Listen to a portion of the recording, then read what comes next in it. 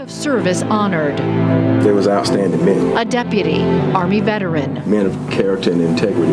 Family men. Husband, son, brother. I just thought the world of him. He was kind, very, very funny. A community gathers to say thank you and pay tribute to Cobb County Deputy Jonathan Koleski. There's like a void that's never going to be filled. Yeah, and that void is being felt across Metro Atlanta this afternoon. Thanks for joining us. I'm Savannah Levins. And I'm Kristen Crowley. We are bringing you special coverage to honor Cobb County Deputy Jonathan Koleski. Deputy Koleski and Deputy Marshall Irvin Jr. were shot and killed September 8th while serving a warrant in Marietta. This is a tough time for the community. The sheriff's office said the deputies went up to the home, rang the doorbell, no one answered, but then the shots started. The deputies tried to return to their patrol vehicle. There are 2 suspects now in custody. And right now, we are awaiting the start of the funeral for Deputy Koleski. He served the department for 15 years, starting with Cobb County Sheriff's Office in 2007. Koleski was 42, a U.S. Army veteran, deploying on 3 tours in both Iraq and Afghanistan, so he served us in more ways than one. He was a young husband, a son, and a brother, and he was loved by many. Yeah, you can just see that looking at those photos. And about 1,000 law enforcement vehicles will accompany Deputy Koleski to the Georgia National Cemetery, traveling south along Cobb Parkway past the Cobb County Airport onto Chastain Road.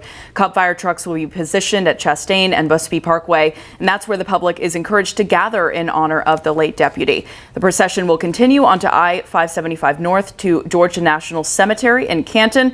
And of course, this is going to have a big impact on your travel plans today. So if you're in that area, be sure to watch out for detours. All right, and I think it's important to mention too that there are going to be 1,000 cars involved in this procession, police from all over the country coming here, because this doesn't happen often when you lose an officer in line of duty, but when it does, it affects everybody. Earlier this morning, just before 8:30, the blue lights came over the hill on Georgia 41, escorting Deputy Koleski's hearse, as you saw there.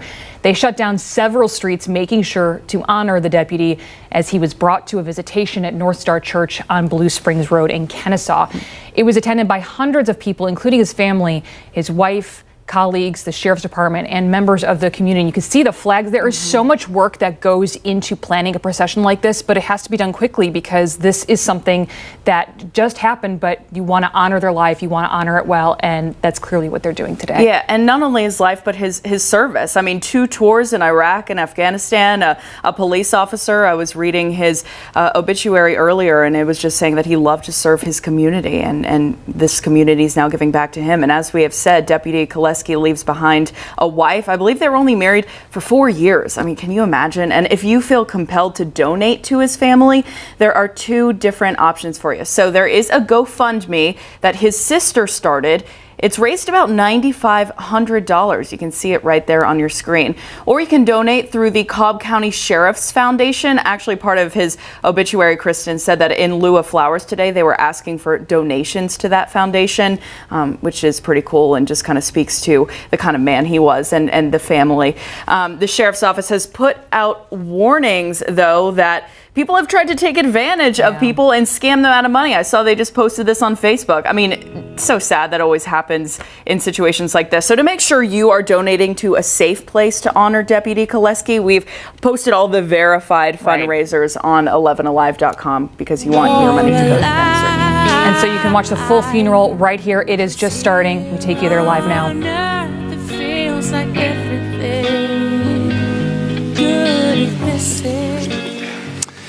If I've never met you before, my name is Mike, and it's an honor to get to stand among so many amazing people today to honor an amazing young man's life. And today we gather together in very different uniforms, but with one heart.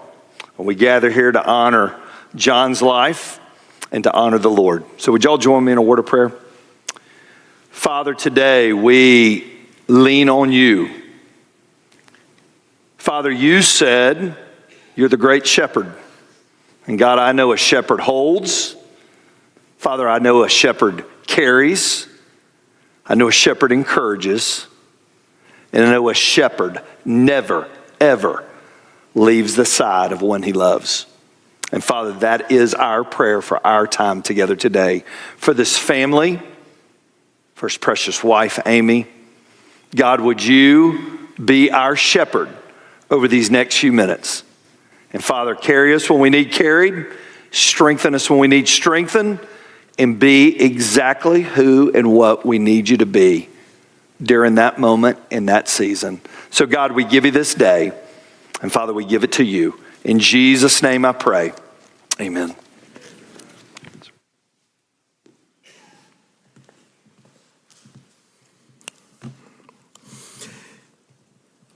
Good afternoon.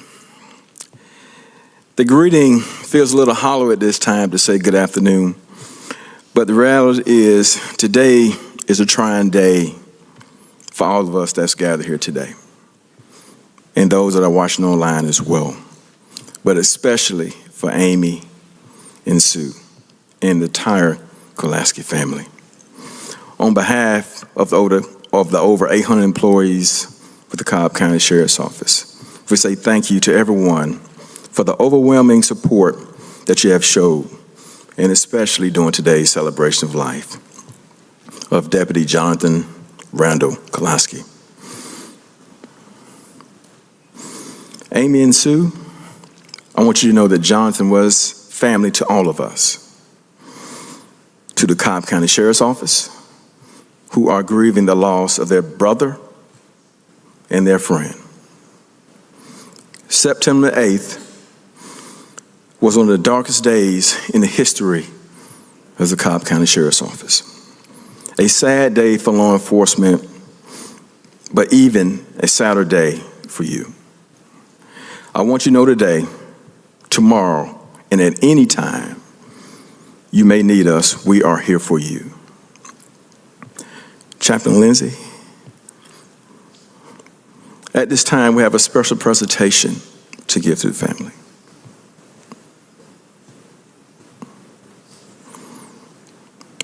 He's given her a medallion that is signifying for her and the family that they would never, ever be alone.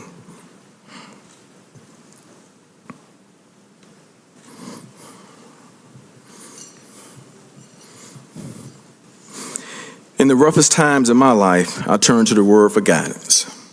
I find comfort in one of my favorite verses, the book of Psalms. Chapter 34, verses 17 and 18 says, "The righteous cries out, and the Lord hears them. He delivers them from all their troubles. The Lord is close to the brokenhearted and save those who are crushed in spirit." The Lord is here today, without a doubt. And I pray, I do pray, He comforts you in the days and nights ahead. Thank you to the North Star Church and Pastor for this amazing generosity and support in carrying out today's memorial. And thank you. Thank you for the entire Cobb County law enforcement community. Thank you to the sheriffs that are here today, the police department chiefs and personnel, and other law enforcement agencies across the metro Atlanta area as well, the state and other counties also. Thank you for the assistance that y'all have provided during this time for us. I also want to give special thanks to the Cobb County 911 and to the Cobb County Police Department for your work and dedication in helping us get this service, as well as the Cobb County Fire Department. Thank you to Governor Kemp for being here today and to show your support to the family. Thank you to our United States senators, members of Congress, our federal officials, Cobb delegation, and many other elected officials, and to include our own Cobb commissioners and Madam Chair, who I think is in attendance as well today as well. When we took office last year, we started a Sheriff's Foundation in Cobb County. And shortly thereafter, we made that our priority to make sure that foundation would be taking care of our deputies and families.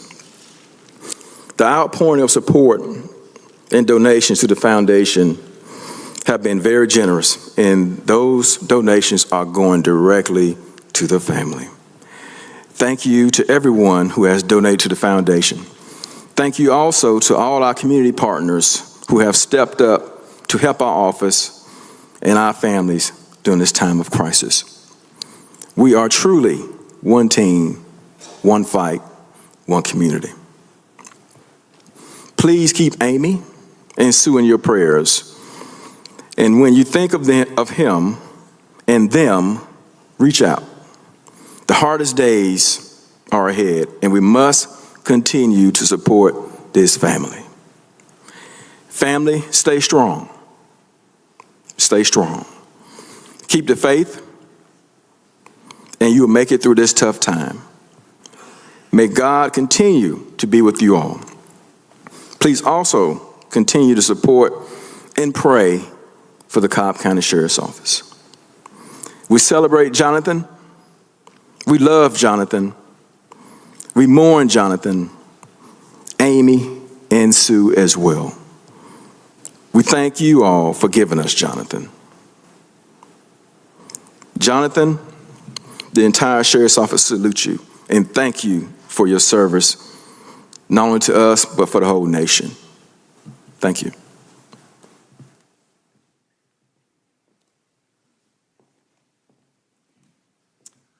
Lieutenant Leger from the Sheriff's Department is going to come and share as well.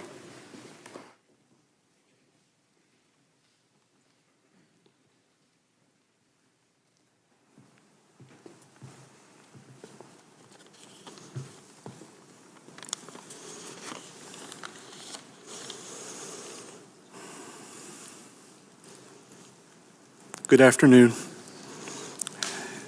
Thank you for being here today with us as we honor and remember my friend, John Koleski. John was a son, he was a brother, an uncle, a soldier, a husband, and a hero. Until all of this happened, I didn't get the chance to meet the family side of my friend. He kept his home life guarded and protected. And the more I learned about him, it made sense. That's just who he was. He was a guarded guy. But today I want to share with you what I did get to know about John Koleski. I want to share with you about the friend we grew to love on our team. John loved the work we did. Even in the moments when we saw the worst in humanity, he could still find the humor in the moment. And you just had to try and keep up with it because his smile and his sense of humor kept you on your toes. You had to pay attention to the movie quotes to keep up. You had to watch the expressions on his face because he was so proud of the quip he just got in. We had running jokes that confused the new guys when they came in, but they eventually caught on. John could be the butt of the joke or the one dishing it out. But whatever the case, laughter was John's currency. John wanted to make a difference in people's lives. He wanted to train the new generation of deputies and give them the best of himself to make them better. I can't remember how many times we just sat together and talked about how to make the team better and what we could do to improve upon ourselves. And in every one of those conversations, his infectious smile somehow was just impossible to miss. John made me a better leader, and he worked to be the best team member he could possibly be. It was never about John, it was about the mission and what we had to do to accomplish it. John was dependable. He was trustworthy. He was honest to a fault. Loyal, funny, loving, and courageous. I'm going to miss my friend. And I know today we all miss him in our own way. Today a hero falls at the hands of wicked men. Today we lay John to rest and remember the costly sacrifice he paid. But I stand here resolute to tell his family, blood and blue, that we will not forget our friend because heroes live forever. John's legacy will live on in our hearts, and I'm a better man for knowing him. and the world is a lesser place without him. But that is not the end of this story. Wickedness will not prevail. John's love will be in our hearts forever. Amy, he loved you so dearly, and it was apparent every day. In the book of Isaiah, we're told good people pass away. The godly often die before their time. No one seems to understand that God is protecting them from the evil to come. John was taken, and no explanation will ease these wounds, but we can have comfort in this. Matthew 5 says, "Blessed are the peacemakers, for they shall be called children of God." John and Marshall are looking down on us today. And I know they wouldn't want any of this, quite honestly, because they were never about themselves.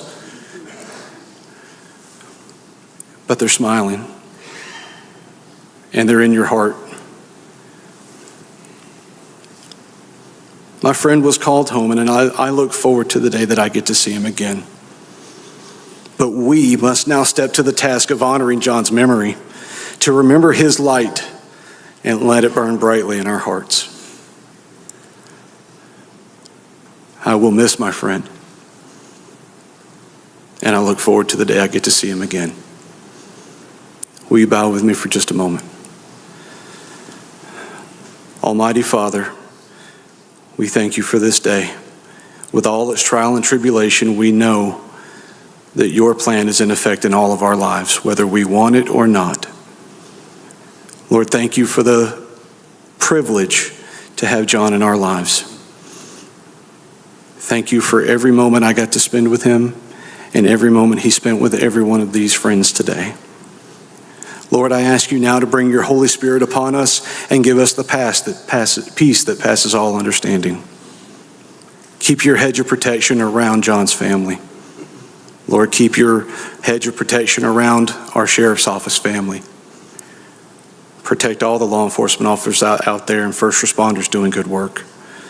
Help us in the times of darkness to remember John's love and to bring us closer to you in moments of doubt and pain. It's this I pray in Jesus' name. Amen.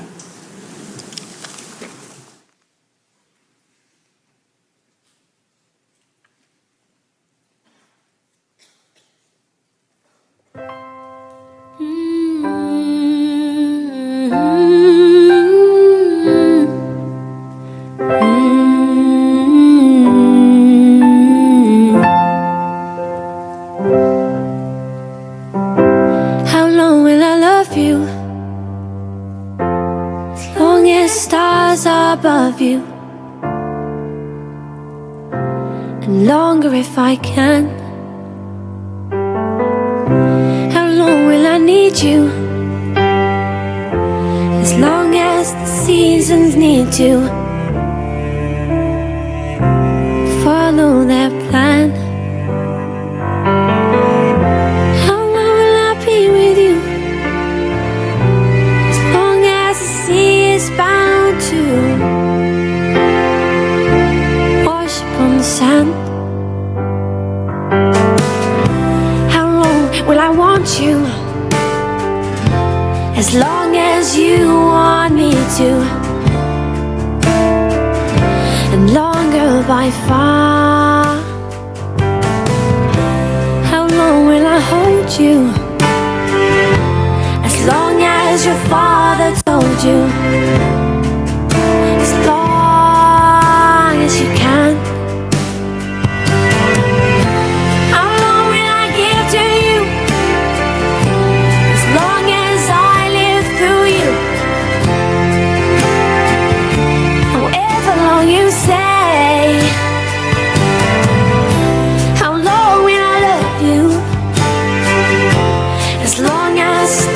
Above you,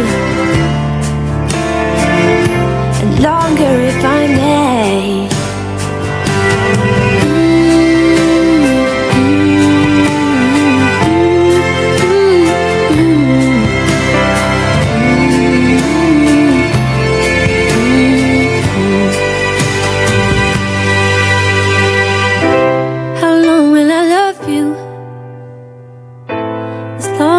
stars above you.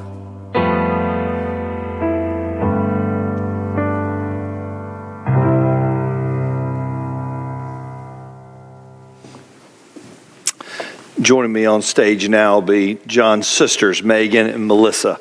They're going to come up and share, and then right after they're done, his father-in-law, Amy's dad, David's going to come. So Megan and Melissa, y'all can come on up.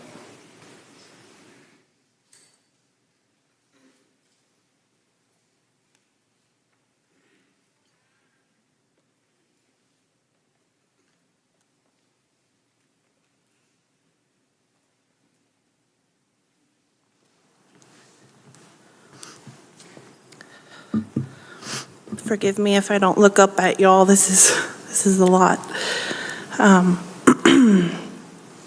My name is Megan, or as many know me by, John's baby sister.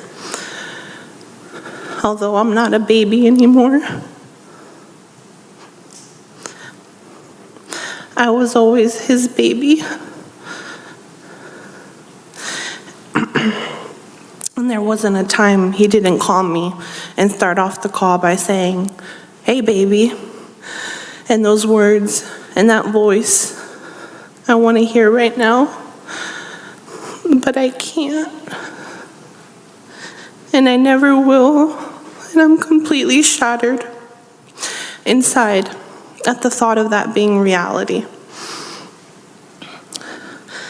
But even long before John joined the Cobb County Sheriff's Department, and way before his time in the Army, he was and is and always will be my hero.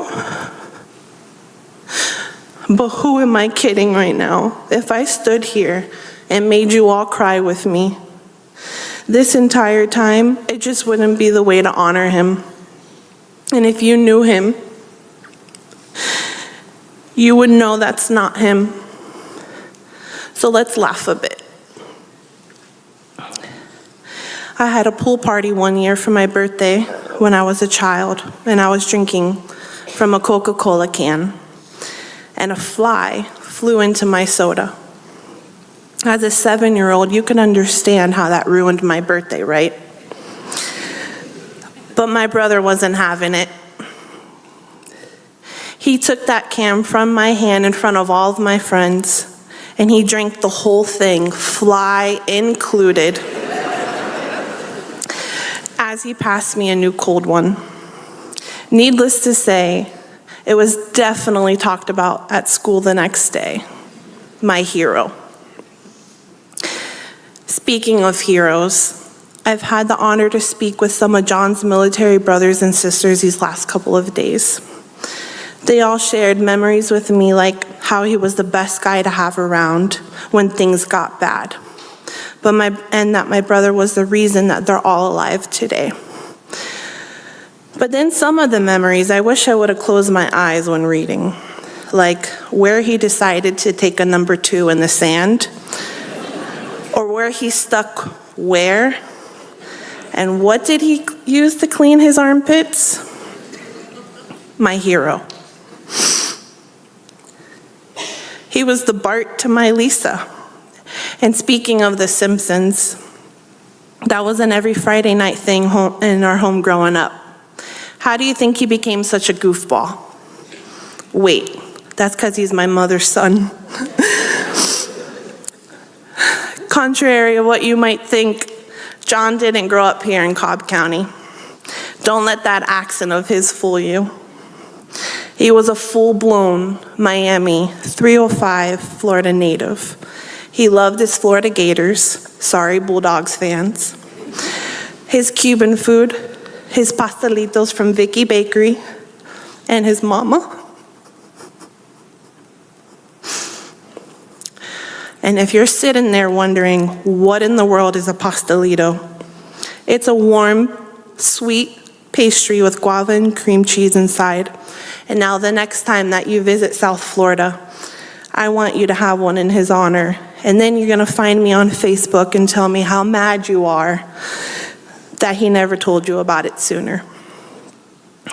The last time my husband and I visited here for John and Amy's wedding, my husband and I happened to be living in Texas at the time, and we couldn't find an authentic Cuban bakery.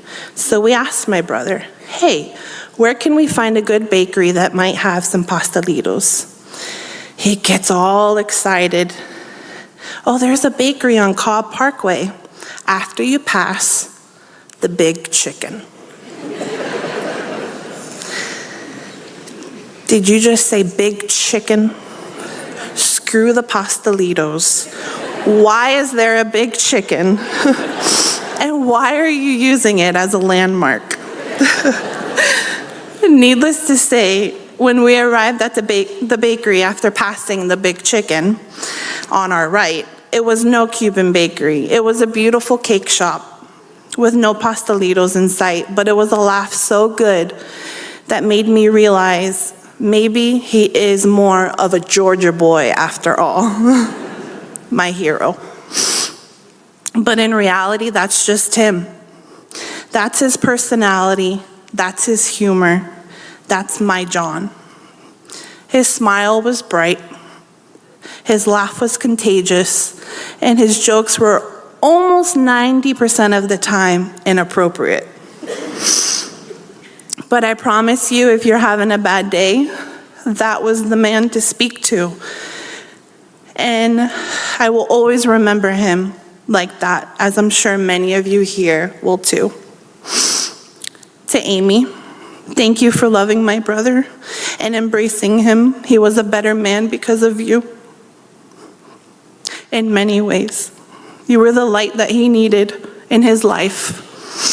And my family and I appreciate you more than words, and we love you. To the men and women in blue here today, and for all involved in responding to that gut-wrenching call, to all that showed up at the hospital, to Lieutenant Robinson for your love, kindness during this time, and to the entire Cobb County Sheriff's Department, your grief and your pain matter too. And it's just as important as ours. And I just want to say thank you for all your love and daily sacrifice. My family loves each and every one of you. To John, my big brother, I know you're eating this up. I know you love this attention, maybe not so much, but at the same time, you're telling me, wrap it up. I love you.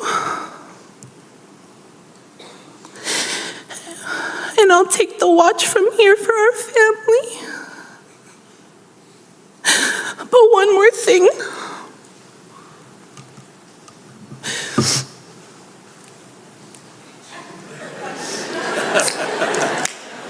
Cheers.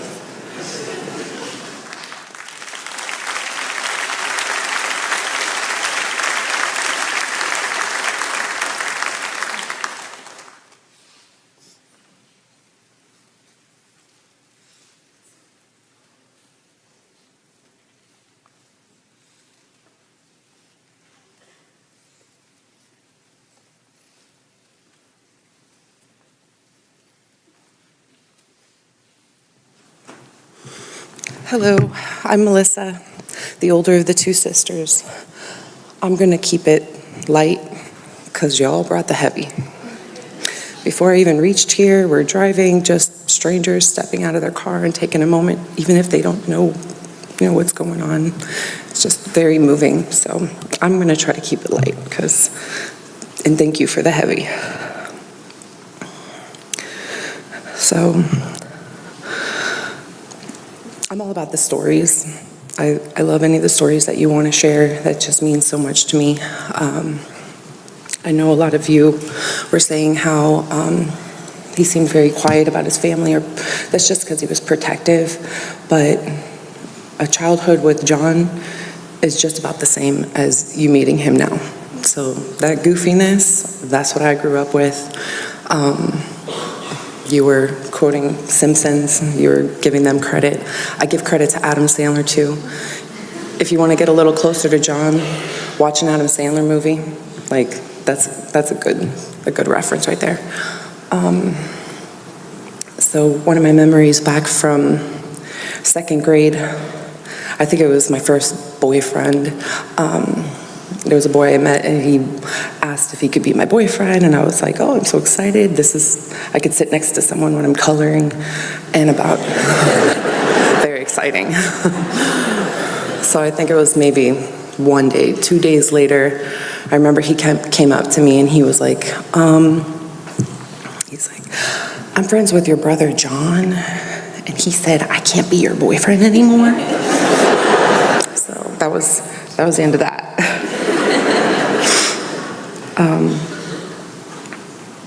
Another one, I remember whenever there was a special occasion and my parents would go out to dinner, it's like as soon as they pull out of the driveway, we'd tear all the cushions off the couch and make like a big pile in the corner of the living room, and we see how far we can launch each other and like aim for the cushions, hopefully make it on the cushions. And you know what they say about kids that are terrible about cleaning their room? It's all lies, because my brother taught us how to immaculate the entire living room in about 15 seconds after my parents' car returned back to the driveway. Like everything was back the way we originally found it. Another childhood secret. Sorry, Mom. I know some of you are younger. Maybe you don't know what those, maybe in the dining room, those big fancy cases that hold the fancy wine glasses and the plates, the curio cabinet, that's what they're called, if you don't know. I know they're going out of style, but I used to go in there and maybe grab a wine glass and play around with that. One time I broke one. Sorry, Mom. And I was kind of freaking out. I felt really bad. And John's like, I got you. And he goes over to the living room, and we had like one of those, we're from South Florida, we don't need a fireplace. So we had one of those fake fireplaces. And he's like, come here. He's like, look, it's really just a box. And if you look underneath, and you can reach your hand in there, there's like a little triangle, and you can just throw stuff and it will be gone. Wiped away. And it's true. If you drop anything in there, you will never be able to get it out. Although my hamster made it in there one time. My mom had to stay up and put a towel and wait for it to climb back out. But that made us nervous. My brother and I were like, please don't rip open that box, that little fake fireplace, because I don't even remember what's up there. And after a couple years, I remember the point when my brother came to me and he's like, yeah, Melissa, whatever you do, don't use the left side anymore because it's kind of full. If you put your hand like this, so let's use this side now. So we always joke around, after we left that house, whoever moves in, someday they're gonna like redecorate, and there's gonna be a bunch of stories when they tear that down, like, what is this? My last little story, again, sorry, Mom. I remember one time we were looking at the carpet, and I was like, it was brown carpet we had in the living room, thank goodness. And I was like, I had my hand on the carpet, and I was like, oh, it's rough here. Like, I think this is the area like we caught on fire one time. My brother, he went through a little bout like playing with, alcohol and a lighter or whatever. So I think the carpet, it's like about this big, caught on fire. So you can't really tell unless you run your hand over it. And I remember telling him, man, like, could you ever imagine if this carpet was originally white? Like all the food spills and drink spills and paint and burn mark or whatever. And he would always say, it was originally white.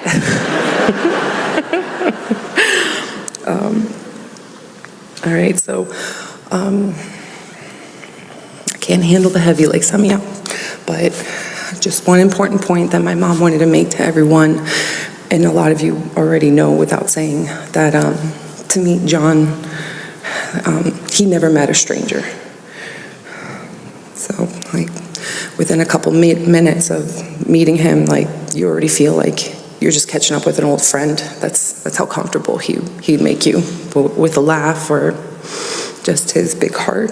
So, and also I just want to thank Amy. I know you probably know this, but I know there was a time when he didn't think everything would come together so nicely that he would, build such a beautiful relationship with someone and make that connection and maybe actually even get married. And that says a lot to you. Thank you for bringing so much light and happiness to my brother. Like you really did. You mean a lot to our family. And I already told you that there's no expiration on your connection with my family. Okay.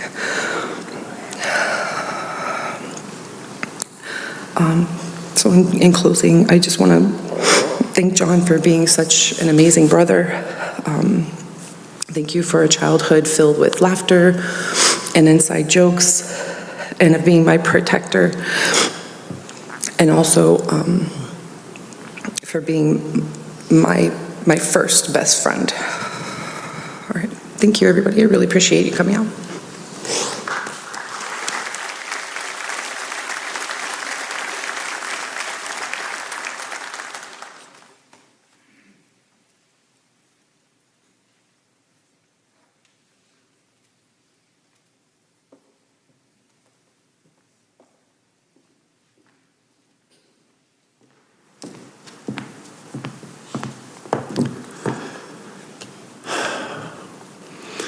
It's funny, one of the church staff asked me about 30 minutes ago, did you practice? I thought, no. I just rewrote this about an hour and a half ago because I had about 10 times this amount and felt the need to shorten it. So might not be as smooth as the other speeches, but this really tells a lot about John that hasn't been spoken about yet.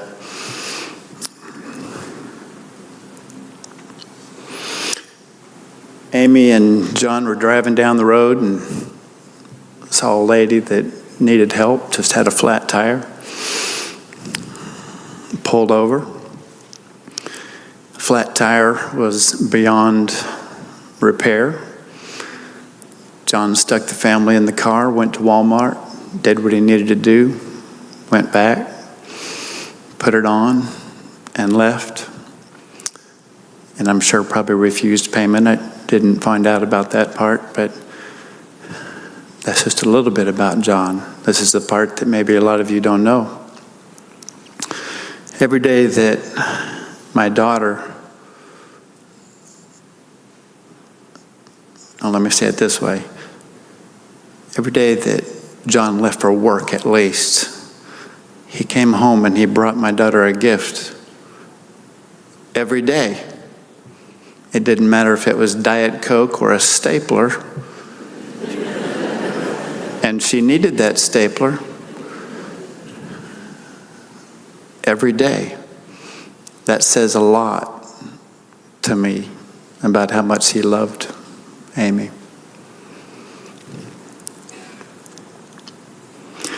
I don't know how they ended up meeting, but this special person is with us here today. But she didn't have a place to live for a period of weeks, and they met. And John went way out of his way. I heard a lot of the story, and it's an amazing thing. I never heard about these things about John.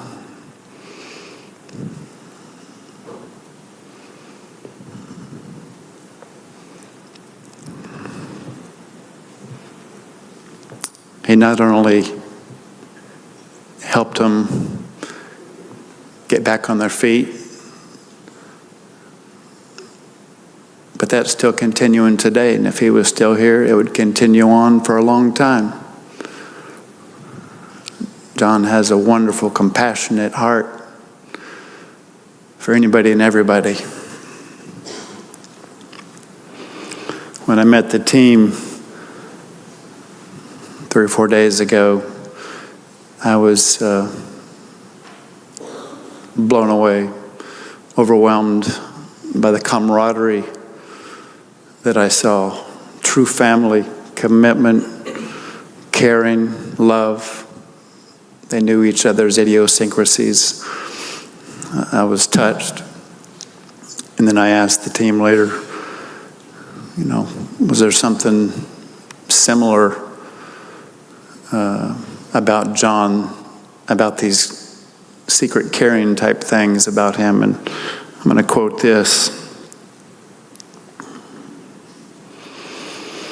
He said, "John will be the first one to help someone and never tell anybody about it. That reminds me of Matthew 6:3. Don't let your left hand know what your right hand is doing. That speaks volumes to who this man was.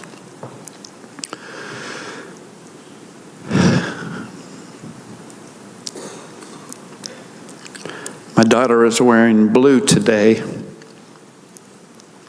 because of a wonderful lady that I met recently who counsels those in similar situations. And that blue dress honors the thin blue line. I know a lot of you in here understand what that is. This refers to the concept of law enforcement. Wikipedia actually just says police, but we know better than that. Refers to the concept that law enforcement as the line which keeps society from descending into violent chaos. Wow. Do y'all agree with me that America needs a course correction? If you do, say amen.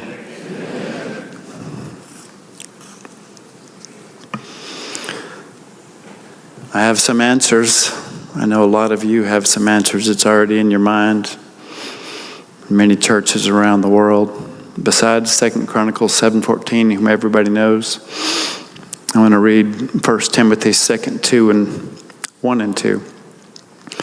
I urge you, first of all, that petitions, prayers, intercession, and thanksgiving be made for all people, for kings, and all those in authority. That looks to be about 99% of the people in this room. Why? So that we may live peaceful and quiet lives in all godliness and holiness. Thank you to every single one of you gentlemen here that serve, and the many online that are watching, the first responders, the military. God bless you. And one short little prayer, it's almost a declaration. May God bless America with law and order and justice once again, in Jesus' name. Thank you.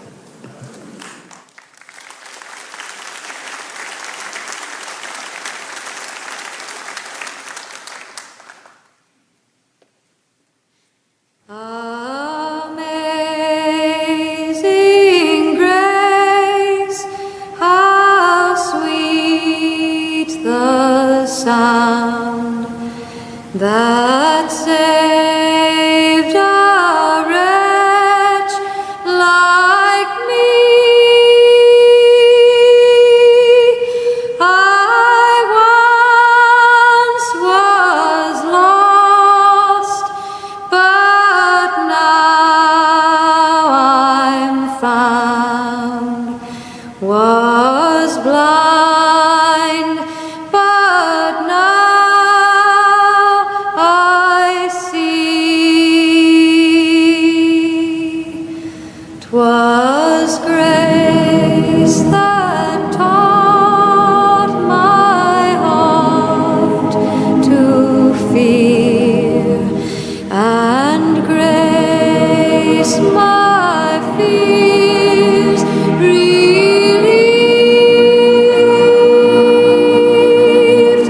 How precious did that grace appear, the hour I first believed.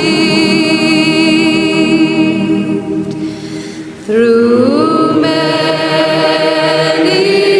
dangers, toils, and snares, we have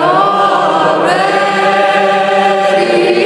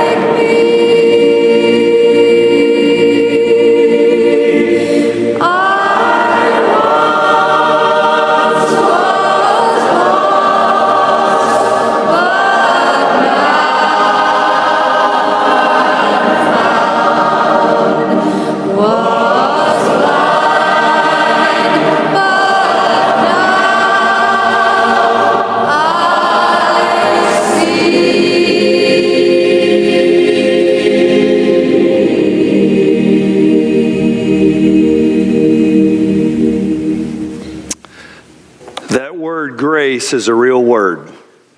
And today we have hope because of that word grace. Here's what we know about John. John loved his family incredibly well. His precious wife, his mom, his sisters, his brothers, Amy's family. He loved you guys. And I have absolutely no doubt you loved him equally as well. I can see it in your eyes. And I know every day when John got up, he got up with a goal. And the goal was to be the best he could be every day for his family, for his brothers, for his sisters, and for our community. We know this. He not only loved his family, John was a warrior. John, 3 tours protecting our country.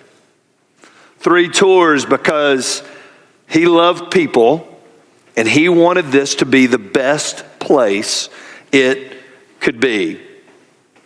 We know and we've heard from everybody that has spoken, John was a light. Every room he would walk in, he would leave it a little brighter than he found it. Whether that was coming in every night with a gift for his wife, which should make some of you feel very guilty, by the way, but whether it's coming in every night with a gift for his wife, but everywhere he went, he brightened it up, made it a little better. John was a friend. John was a person, I love the definition of a friend. A friend, somebody that's running in when everybody else is running out. John was a friend. He and Amy had a great marriage because while being married, they were great friends. And he was friends to you. When you had your good days, he was there to celebrate with you. When you had your bad days, he was there to walk beside you. John was a friend. John brought energy.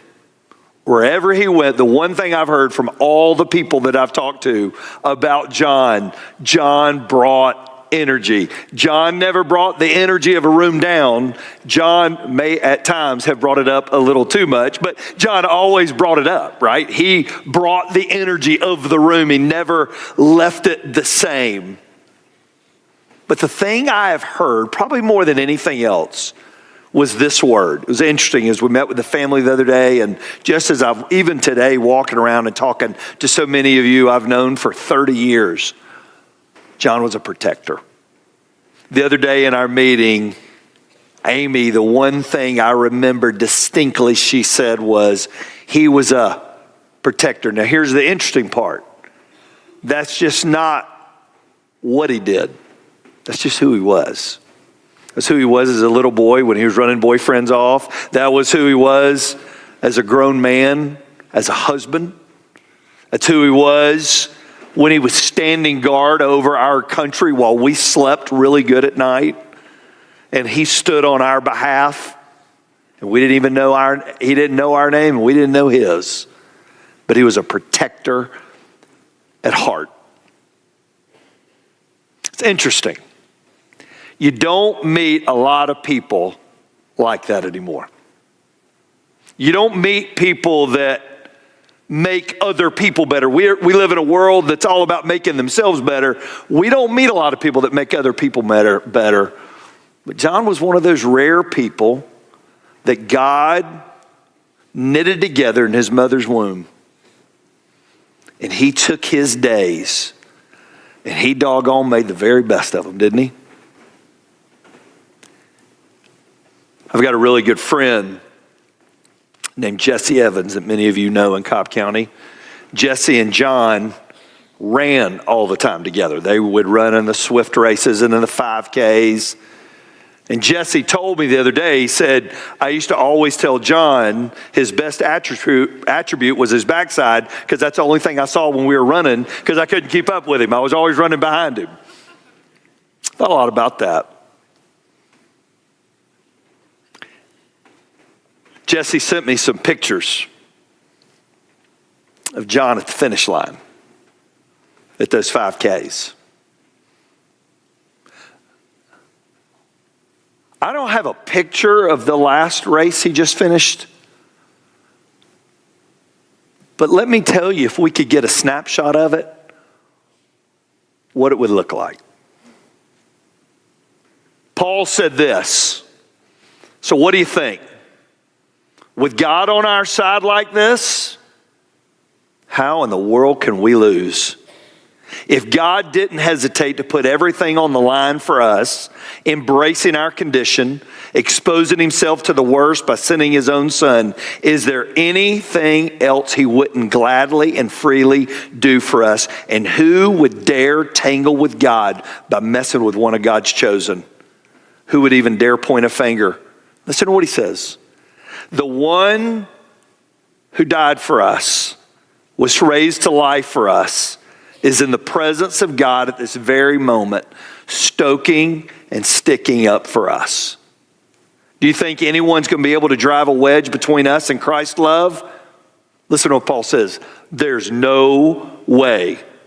Not trouble, not hard times, not hatred, not hunger, not homelessness, not bullying threats, not backstabbing, not even the worst of sins listed in Scripture. None of this phases because Jesus loved us. And I want everybody to know this today. And Jesus loved John.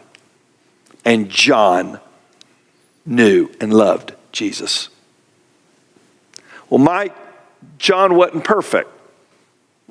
Well, congratulations, neither are you. We don't get God's love because of our perfection. We get God's love because of his.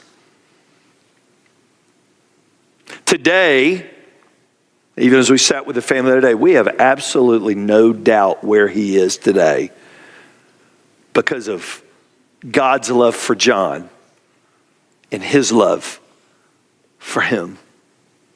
Now, I want you to listen to what Paul says. This could have been typed in Twitter early this morning. It could have been written on Instagram, and it would have been the hottest thing to hit this morning. I want you to listen to what the Apostle Paul said. I'm absolutely convinced nothing living, nothing dead, angelic or demonic, today or tomorrow, high or low, thinkable or unthinkable, absolutely nothing can get between us and God's love, because that is the way Jesus, our master, has embraced us. We don't have a snapshot of the finish line John just crossed. But can I tell you what happened? When John closed his eyes here, he opened his eyes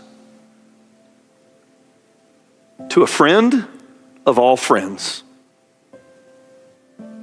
to a warrior of all warriors,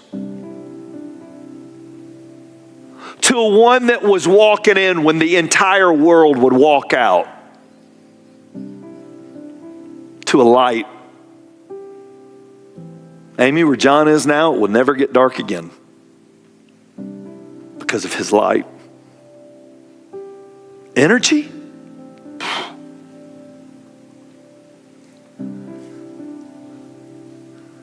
But John opened his eyes to his protector since the day he was born.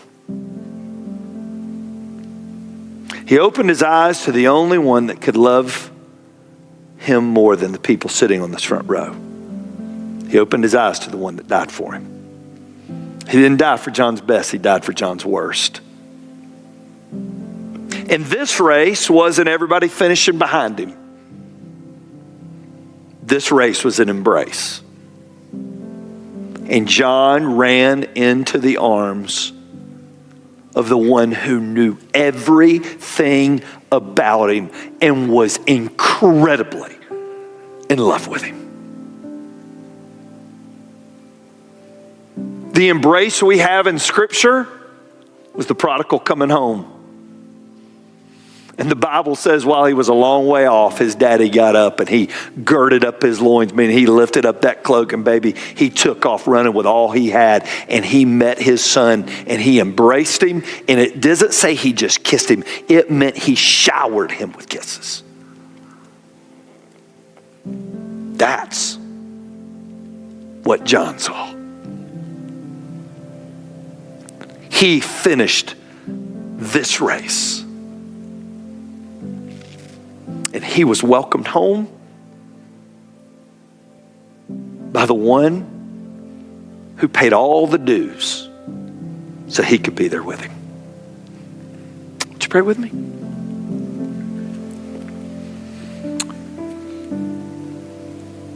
Father, I've been at this business a long time. I don't get it.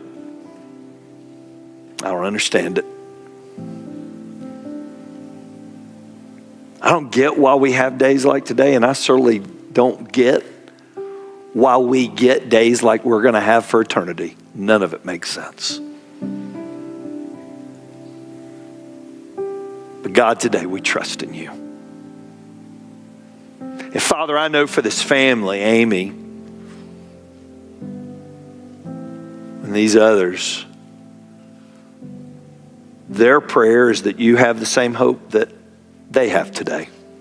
And even though they grieve, they don't grieve like those who have no hope.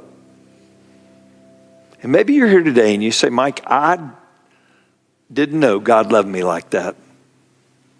I didn't know that I had a Savior who knew my warts and all. Well, you do. He waits on you too. And maybe today you just say, Mike, I sure would love to meet him. And I know the family did not want you to leave here by their request today without the chance to meet the Jesus that John knew. Wherever you're seated, from whatever room you're watching from, there's a little prayer I've prayed for over 30 years with people just like you. And it goes like this: Dear Lord Jesus, did you pray that in your heart? I believe in you. I believe you lived for me. I believe you died for my sins. And I believe you rose again just for me. Come into my heart by grace, Lord Jesus, today. If today you prayed that prayer, the greatest honor you will ever pay to this family will be letting them know that you stepped across from death to life today. God, thanks for the hope of heaven. I don't know what we'd do without it.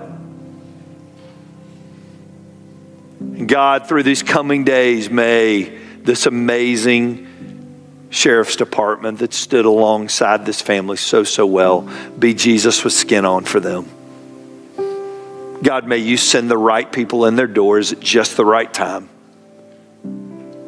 And may they know beyond a shadow of a doubt that John's better off than all of us in this room. God, today we thank you for grace. We thank you for Jesus. God, today we thank you for John. Father, it's in Jesus' name that we pray. Amen.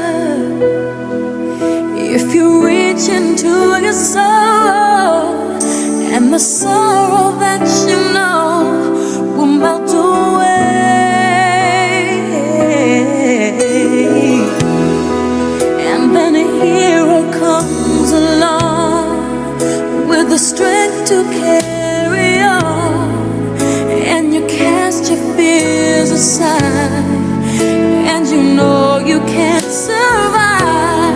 So when you feel like hope is gone, look inside you and be strong, and you'll finally see the truth, that a hero lies in you.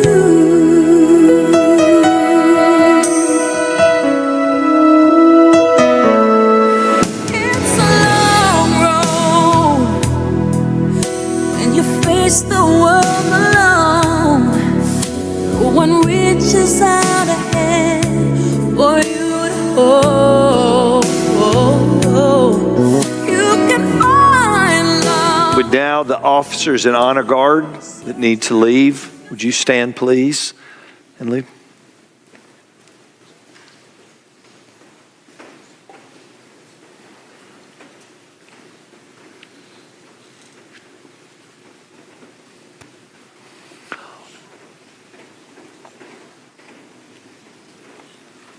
All law enforcement personnel who plan to participate in the procession to the Georgia National Cemetery must immediately go to your cars to line up. I know they're going to be on a super tight schedule. And would you honor us today as the family gets ready to exit today? Would you all stand, please?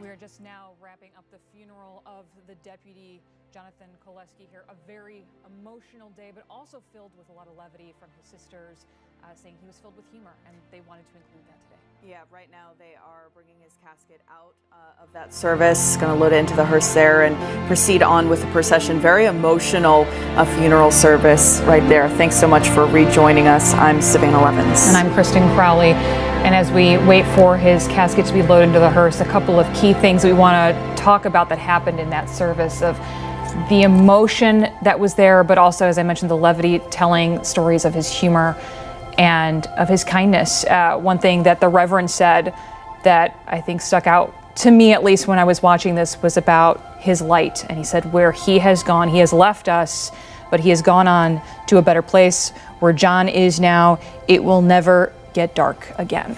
Yeah, I mean, you saw that slow, emotional salute from the deputies, the salute of his casket. I mean, his sisters both speaking, his father-in-law as well. And we're going to help take you through the procession from Deputy Koleski as well. It's going to be lined with so many mourners. And right now they're kind of lined up outside that church in Kennesaw where that beautiful service just wrapped up. The casket's coming out right now. So let's take a moment.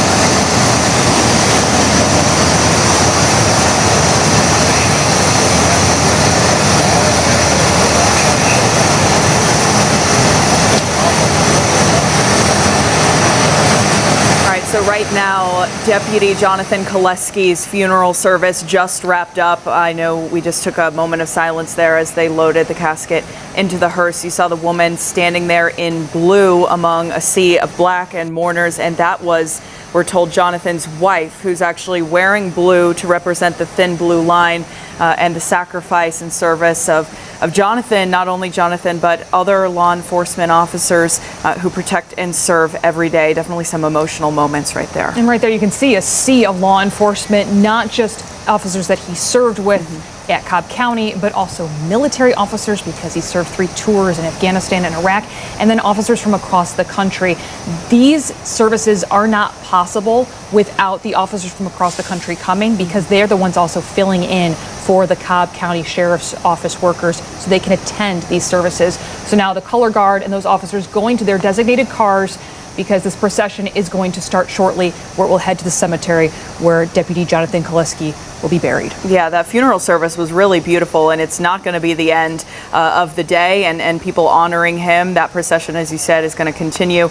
So many people lined across the whole route for that procession as the hearse is driven through, family and friends following behind closely as well. People just paying their respects as they go to the funeral home there to lay Deputy Koleski to rest. And we have been streaming this now for just over an hour. Wanted to go back to some of the moments during the service, Savannah, that I thought were so poignant and that really stuck out, because this is a person that most of us who are watching right now did not know personally. And now you feel a little bit more connected, a little bit more familiar with this man that they talked about for the last hour, saying if you're having a bad day, he was the man to speak to.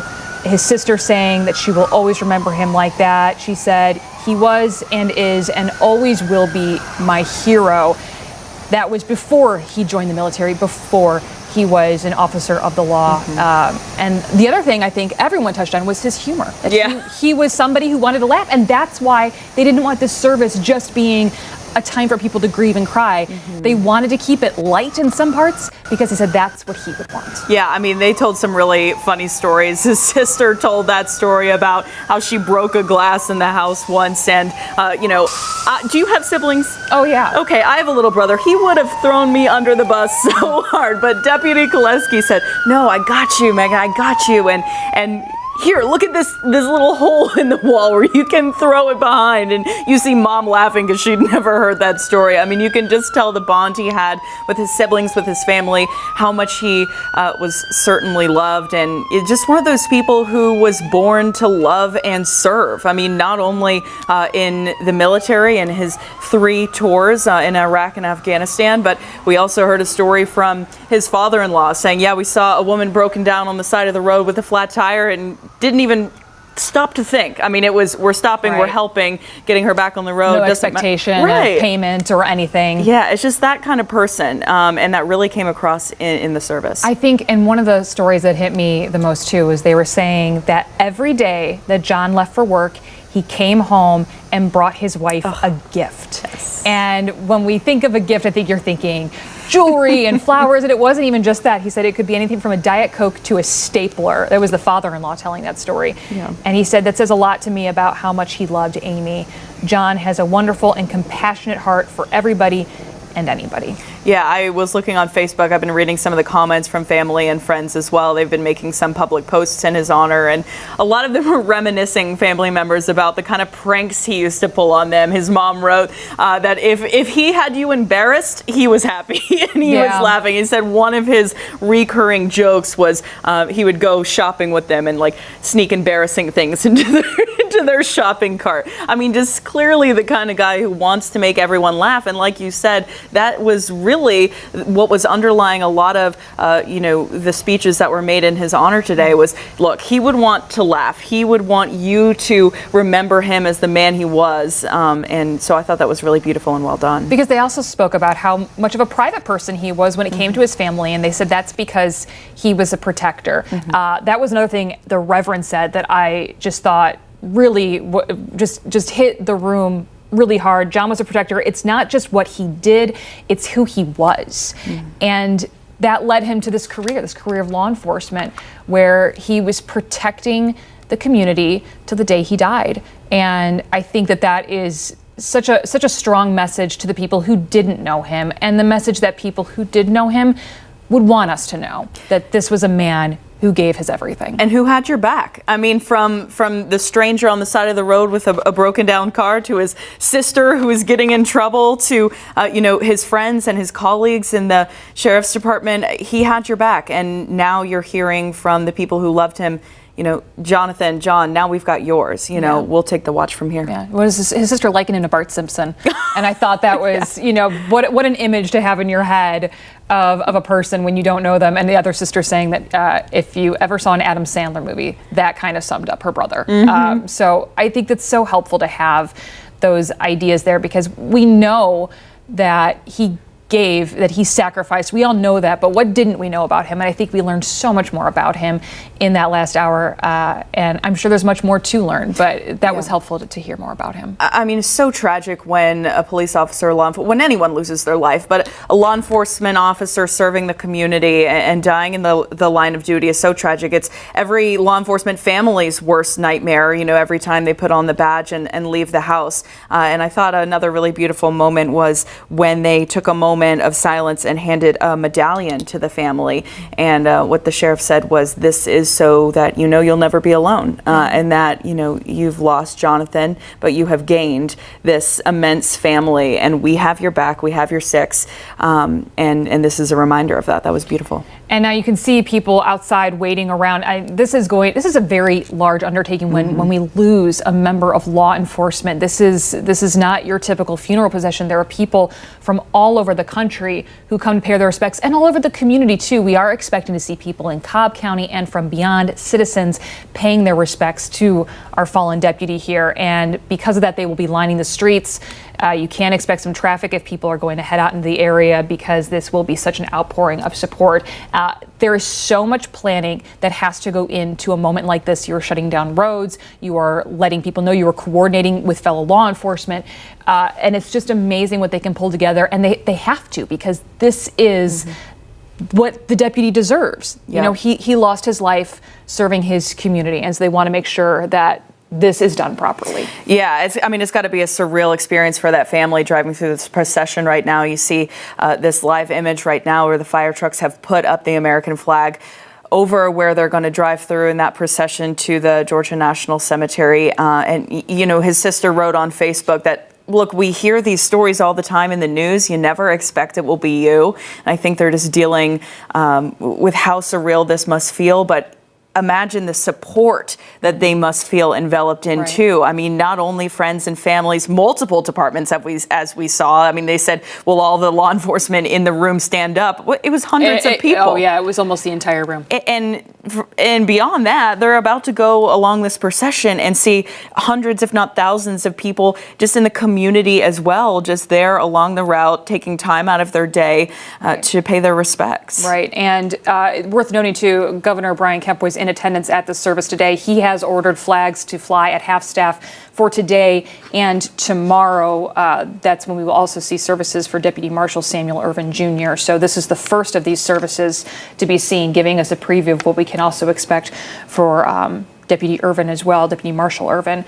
So now you can kind of see, again, you were mentioning the fire trucks there off on the left of your screen, see some traffic there. So we do expect somewhat shortly to see the procession start with the hearse leaving the church and heading toward the cemetery for deputy's burial. Yeah, I know they're going to be closing off all those roads too, so they're going to make sure that kind of traffic is being rerouted and everything. So they're preparing for that now. We saw Deputy Koleski's wife, who was, again, wearing the blue in honor of the thin blue line. She watched as his casket was loaded into the hearse and then got into a limousine with her family, and they are going to follow that hearse through this procession.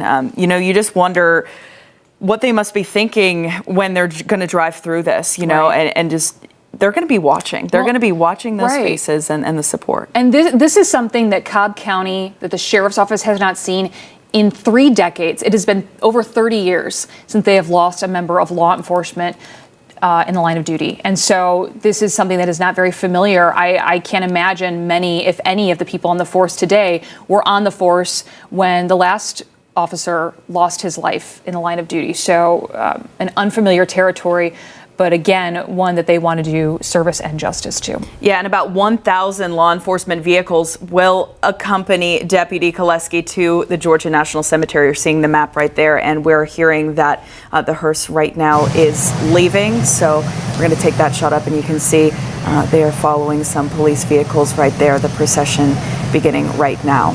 They're going to travel south along Cobb Parkway, past the Cobb County Airport, onto Chastain Road. Cobb fire trucks, which you just saw some of, will be positioned at Chastain and Busby Parkway. And that's where the public is being encouraged to gather in honor of Deputy Koleski. The procession will continue onto I-575 North to the Georgia National Cemetery in Canton. And, of course, they're closing off all those roads, but should be a really beautiful procession that's getting kicked off right now. And Savannah and I will be here throughout this, but we want to also take moments of silence to give people time to really take in the moment here and get the gravity of the situation of what this is. So we'll be guiding you through this, but also we'll be taking some time here and some moments of silence as Deputy Koleski's casket is brought to the Georgia National Cemetery here today. A very emotional day for the department, for his family, for an entire community.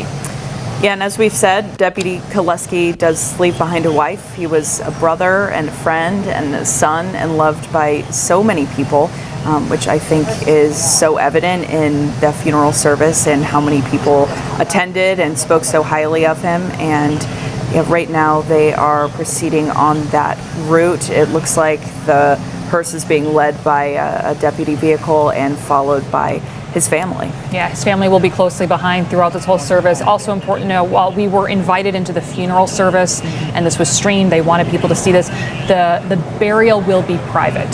So we will follow the procession, and we have just streamed the funeral service as we said, but we also want to give a moment to the family as well, giving their privacy as they say their final goodbyes to Deputy Koleski. Yeah, and I do think they set up this whole streaming of the funeral, which was pretty incredible, and they have said they want to share this with the public. I think not only so that we may pay our respects to a great man, clearly, and someone who served our community, but also, as a reminder of what law enforcement officers put on the line every single day. And as you mentioned, it's been decades since this has happened in Cobb County. Certainly not the first time it's happened in the metro, tragically. I mean, you wear the badge, you walk out the door, and you don't know what's going to face you in that day. Not only do you not know, your family doesn't know. I mean, it's a really immense responsibility. See a man walking with a cross right there. And that also reminds me, I've seen there were some middle school and high schools in the area. They were doing honor runs in honor of Deputy Koleski and his partner, who was also killed in line of duty with him on September 8th. But a lot of these people never knew them, and they're just so impacted by the story, they're impacted by the service, they're impacted by the love that they're feeling through those who loved him. We are going to see, no doubt about it, a number of images today that are striking, that are memorable, that are poignant about Deputy Koleski and about his service and about the community. Like you see that man holding that cross, there are going to be people, you said, I think it's most people there today, law enforcement included, probably never knew Deputy Koleski. And that's what these memorials are about, that's what these services are about, is you may not have known him, and somebody said this in the service as well, you may not have known him and he may not have known you, but he served you. He kept you safe. He worked to make the community a better place. And that is why it is important for us to honor and remember him today. Yeah, a lot of American flags too, as we mentioned. Deputy Koleski served 3 tours in Iraq and Afghanistan, so not only a local law enforcement officer, not only a local hero, but also a national one who served our country. And something I think we will see, I've seen a couple of people bringing their children to the service, but we tend to see a lot of families come out, and you can only imagine that it's hard for children and young people to understand kind of what's going on here. But I've spoken to families in the past who say, I think it's important for my kids to see this and know the cost of what law enforcement officers, what police officers put on the line and risk every single day for you, for your safety, for our family, so that we may live our lives, safely and protected. It's really powerful. It's a little difficult to see, but as the cars are driving, you can tell how many different departments are there just because of the change in the cars. You can't really read them, but I saw Gwinnett go by a little moment ago. I believe I saw Monroe, and this is just going to show you how many different departments and agencies are there today as this procession gets underway. You mentioned earlier, Savannah, about 1,000 cars involved in this procession, many of them law enforcement. Yeah, and it is going to be a long route to the Georgia National Cemetery and a lot of road closures as well. We want to check in with Crash Clark for people who might be driving in that area, what you need to know. Crash, what's the latest for you? Yeah, we're seeing a lot of this now as we continue to look right here now. We're watching the hearse. Let me just go ahead and be quiet for one moment while we watch the hearse drive by here.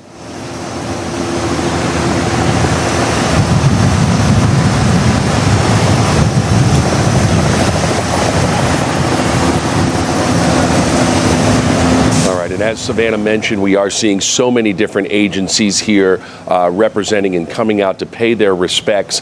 And it will be a massive procession as it just now slowly begins to leave the church, making their way down Cobb Parkway. And we're already watching a lot of the GDOT traffic cameras, and we are seeing police in those intersections. Cobb Parkway, they're going to be blocking that off as they make their way south. They're going to be making a left and heading towards I-75 on McCullum Parkway, which will become Chastain Road. So you can imagine as they get deeper and deeper towards Chastain and 575 and 75, it is going to become extremely crowded. If this is your port of call or anywhere for traffic, if you're leaving your office, if you're watching us right now or you're getting ready to get out of the house and you'd like to pay your respects, remember the one place police are asking the public to gather is right there on Chastain Road at George Busby Parkway. In fact, we've got some traffic cameras that are already showing the fire department with the ladders up, the American flag hanging from it, and a lot of folks that are gathering on the side of the roadway there. As a matter of fact, if you're not familiar with that area, there are a lot of restaurants over there and a very heavily traveled area for businesses, for lunches. So there is some good parking, but obviously if you're going to head out there, this is happening right now. You're going to need to get out there because it's going to get extremely crowded. And with these hundreds and hundreds of vehicles that are out here paying their respects, and there's a look right there on the left side of your screen. You can see as they travel underneath the fire trucks with the American flag up, a lot of folks on the side of the road to pay their respects. And we expect to see this along the route. Even when they get up towards 575, I would not be surprised if there were vehicles off the side of the road paying their respects, stopping, perhaps putting on their flashers. It will not be a fast procession. Obviously, they're going to be on an interstate, but we want everyone to remain safe. So this is what we're looking at now. We're watching as all of these officers leave the church now and start slowly making their way through. We're going to go through Kennesaw. We're going to go up through Holly Springs, all the way up towards Canton on 575. So this is going to take some time. It is very well coordinated. They're used to doing these types of processions, especially when we have dignitaries that are here in town, whether it's the president or vice president or whatnot, but certainly a very somber mood as everyone lining the streets here. On your right-hand side in the box, that's Cobb Parkway, the church just off of Cobb Parkway, basically in between Cobb Parkway and Old US 41, and they'll head south to McCullum Parkway. They'll make that left, head towards I-75. McCullum Parkway will become Chastain Road, and it's at Chastain and George Busby Parkway. That's what you're looking at on the left side, that box with the fire trucks that have the ladders up, and they have the American flag. We've got the Sky Tracker that is up as well. Wow, look at this. This is absolutely an amazing sight. I'm getting chills looking at this as we see just dozens and dozens, hundreds of officers, motorcycles and vehicles just all lining this roadway here. We'll get that shot back up for you. Sky Tracker will follow the entire procession. And even the buses, we were mentioning that there are agencies around Fulton County and other agencies that have allowed these workers to come pay their respects. So we will see buses, we will see law enforcement, we will see just about everything we can. And here it is again. Oh my goodness, folks, this really does. I mean, I'm just getting the chills looking at this. It's a beautiful show of respect. You can see all the people lining the streets. Vehicles on the other side of the road stop to pay their respect. And this is what we anticipate all the way down past Cobb Parkway towards McCullum Parkway and Chastain Road. And that's where we're going to see the busiest line of traffic is right there on George Busby Parkway at Chastain Road. That is right where those fire trucks are. They've got their ladders up as high as they can go with the American flag. Sky Tracker zooming in a little bit, and you can see the beginning of this procession with dozens of motorcycle officers. And this is one thing you want to notice too. Look at the intersections. They are being completely held. So unfortunately, if there are some folks that are out there, whether it's coming from work or trying to get home or whatnot, they will hold these intersections until this entire procession goes by. And it's going to take a little while. We're talking about hundreds and even thousands of vehicles. Just imagine that, all coordinating, all going down Cobb Parkway right now, leaving the church in Kennesaw, making their way towards Chastain Road between 75 and 575. They'll enter 575 northbound and then proceed up past Woodstock, Holly Springs, up towards Canton, and then eventually up towards the National Cemetery, which is just west of Canton itself. So the procession is long, and it is slowly moving. We're going to hold it here on the chopper for just a few minutes. You can see what's going on. I've got some maps set up. If we want to take those maps, I can show folks exactly this route, where they're going to go. But right now, this is the beginning of the procession, leaving the church on Cobb Parkway, heading southbound towards Chastain Road. If you're familiar with the area up in Kennesaw, a lot of businesses, you can see folks that are lining the roadway there, paying their respects. And it's a beautiful scene here for such a tragedy. So many people coming out to pay their respects to this fallen officer. And this procession is going to last a long time. And when we move up towards 575 northbound, they will block most of the entrance ramps and exit ramps until that procession gets to where it needs to be. So again, expect delays for quite some time leaving Kennesaw, if you're leaving Holly Springs, or if you're leaving up 575. And of course, you look on the left side there, the box, and there goes the hearse again. I'm going to go ahead and be quiet here so we can just watch this for a moment.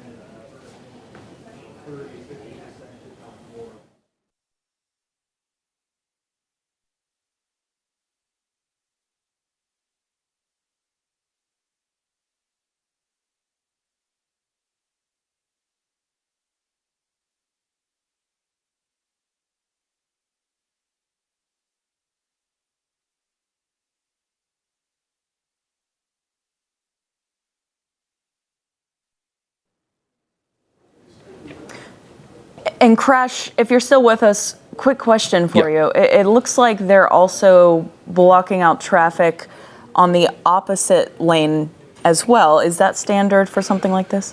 I'm not sure if that is standard, but in fact, they even have a dump truck up there that's just pulled off to the side of the road. I think the traffic that we can see on the opposite side, that would be northbound on Cobb Parkway. They're just holding all that traffic. They're not going to allow anyone to make a left turn to cut inside the procession. And I think that's what we're looking at here as they slowly make their way south down Cobb Parkway. That's why they were asking the public to make their way towards Chastain Road and George Busby Parkway. That would be the best place. But I think what we're looking at here are just even folks that were in the middle of their workday, just coming out and parking in these parking lots or off the side of the road as we see police blocking all these intersections. And I think so, Savannah, I think they were blocking both sides of that highway. We see some work trucks off to the right there, more folks out there, pedestrians just kind of standing along, paying their respects. So wherever folks are, that's where they're going to just walk out here. And a good thing about this part of Cobb Parkway, there are sidewalks,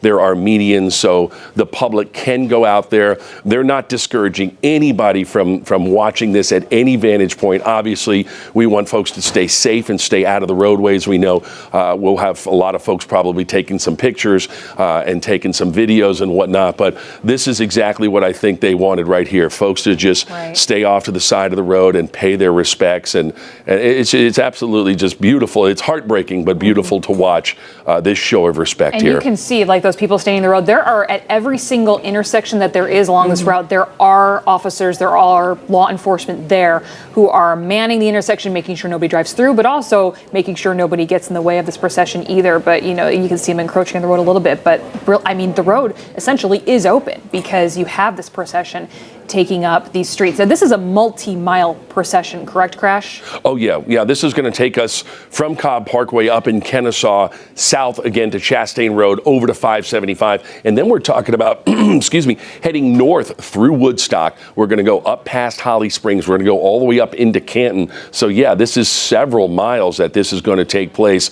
Should move, obviously, quicker once we get up towards 575 in the interstate. But again, we're talking about so many vehicles that are in this procession that it is going to take a while for this to complete and get into the cemetery. And one thing we need to think of too, and this is especially for folks that live up towards the Canton area, once they exit on Hickory Flat Parkway, they're going to exit just outside of Canton.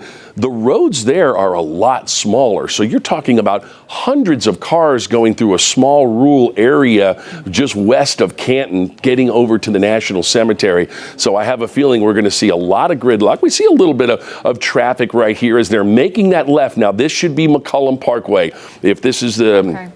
If this is where I'm thinking, because they're making the left, McCullum Parkway, which will become Chastain Road, and then that is where police are asking for the public to get a good vantage point to see the fire trucks with the American flag on George Busby Parkway at Chastain Road. So it appears that's what they're doing. They're making that left now off of Cobb Parkway, but I have a feeling it's still going to take quite a while for them to get off of Cobb Parkway. Right, and as you were saying, they're going to drive more slowly through the parts of the route where people can stand on the roads. So once they get to those faster speeds where people really can't find a spot, the procession should move a little bit more quickly. Yeah, I'm thinking once we do make our way over to 575 northbound from Chastain Road, once they get by that will be the last main intersection, will be Chastain Road and 575. Once they get on 575 northbound, that's when we'll start to see more movement. Okay, another look from one of the sky trackers. These are my maps that I use for the morning and afternoon traffics if we get red alerts. And this is just another view here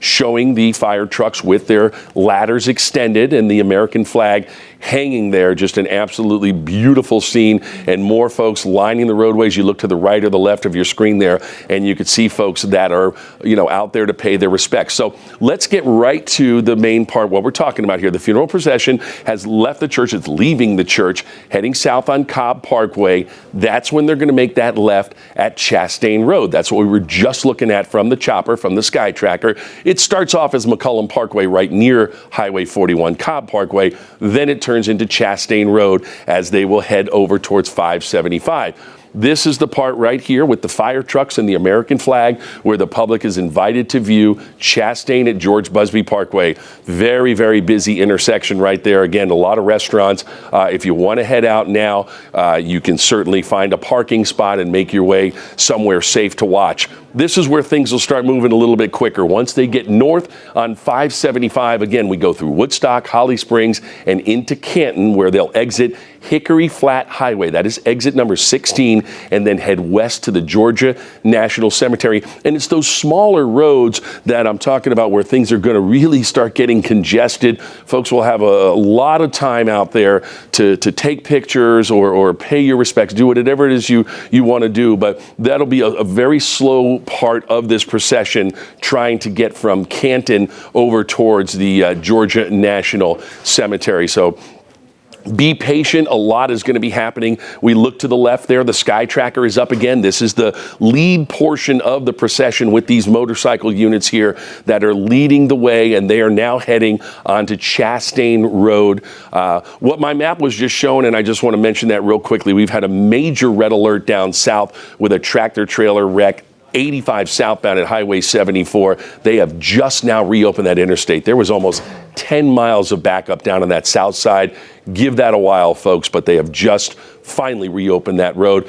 As we look once again, remembering Deputy Jonathan Koleski and the folks that are lining the roadways out here. This is Chastain Road as the procession makes their way towards I-75 and 575. That viewing we've been telling you about on George Busby, right there at Chastain Road, basically in between 75 and 575. So it'll be interesting to see when or how things pick up once they do make their way to 575 northbound. But right now, a very slow, very somber, but very beautiful procession leaving the church for Officer Koleski.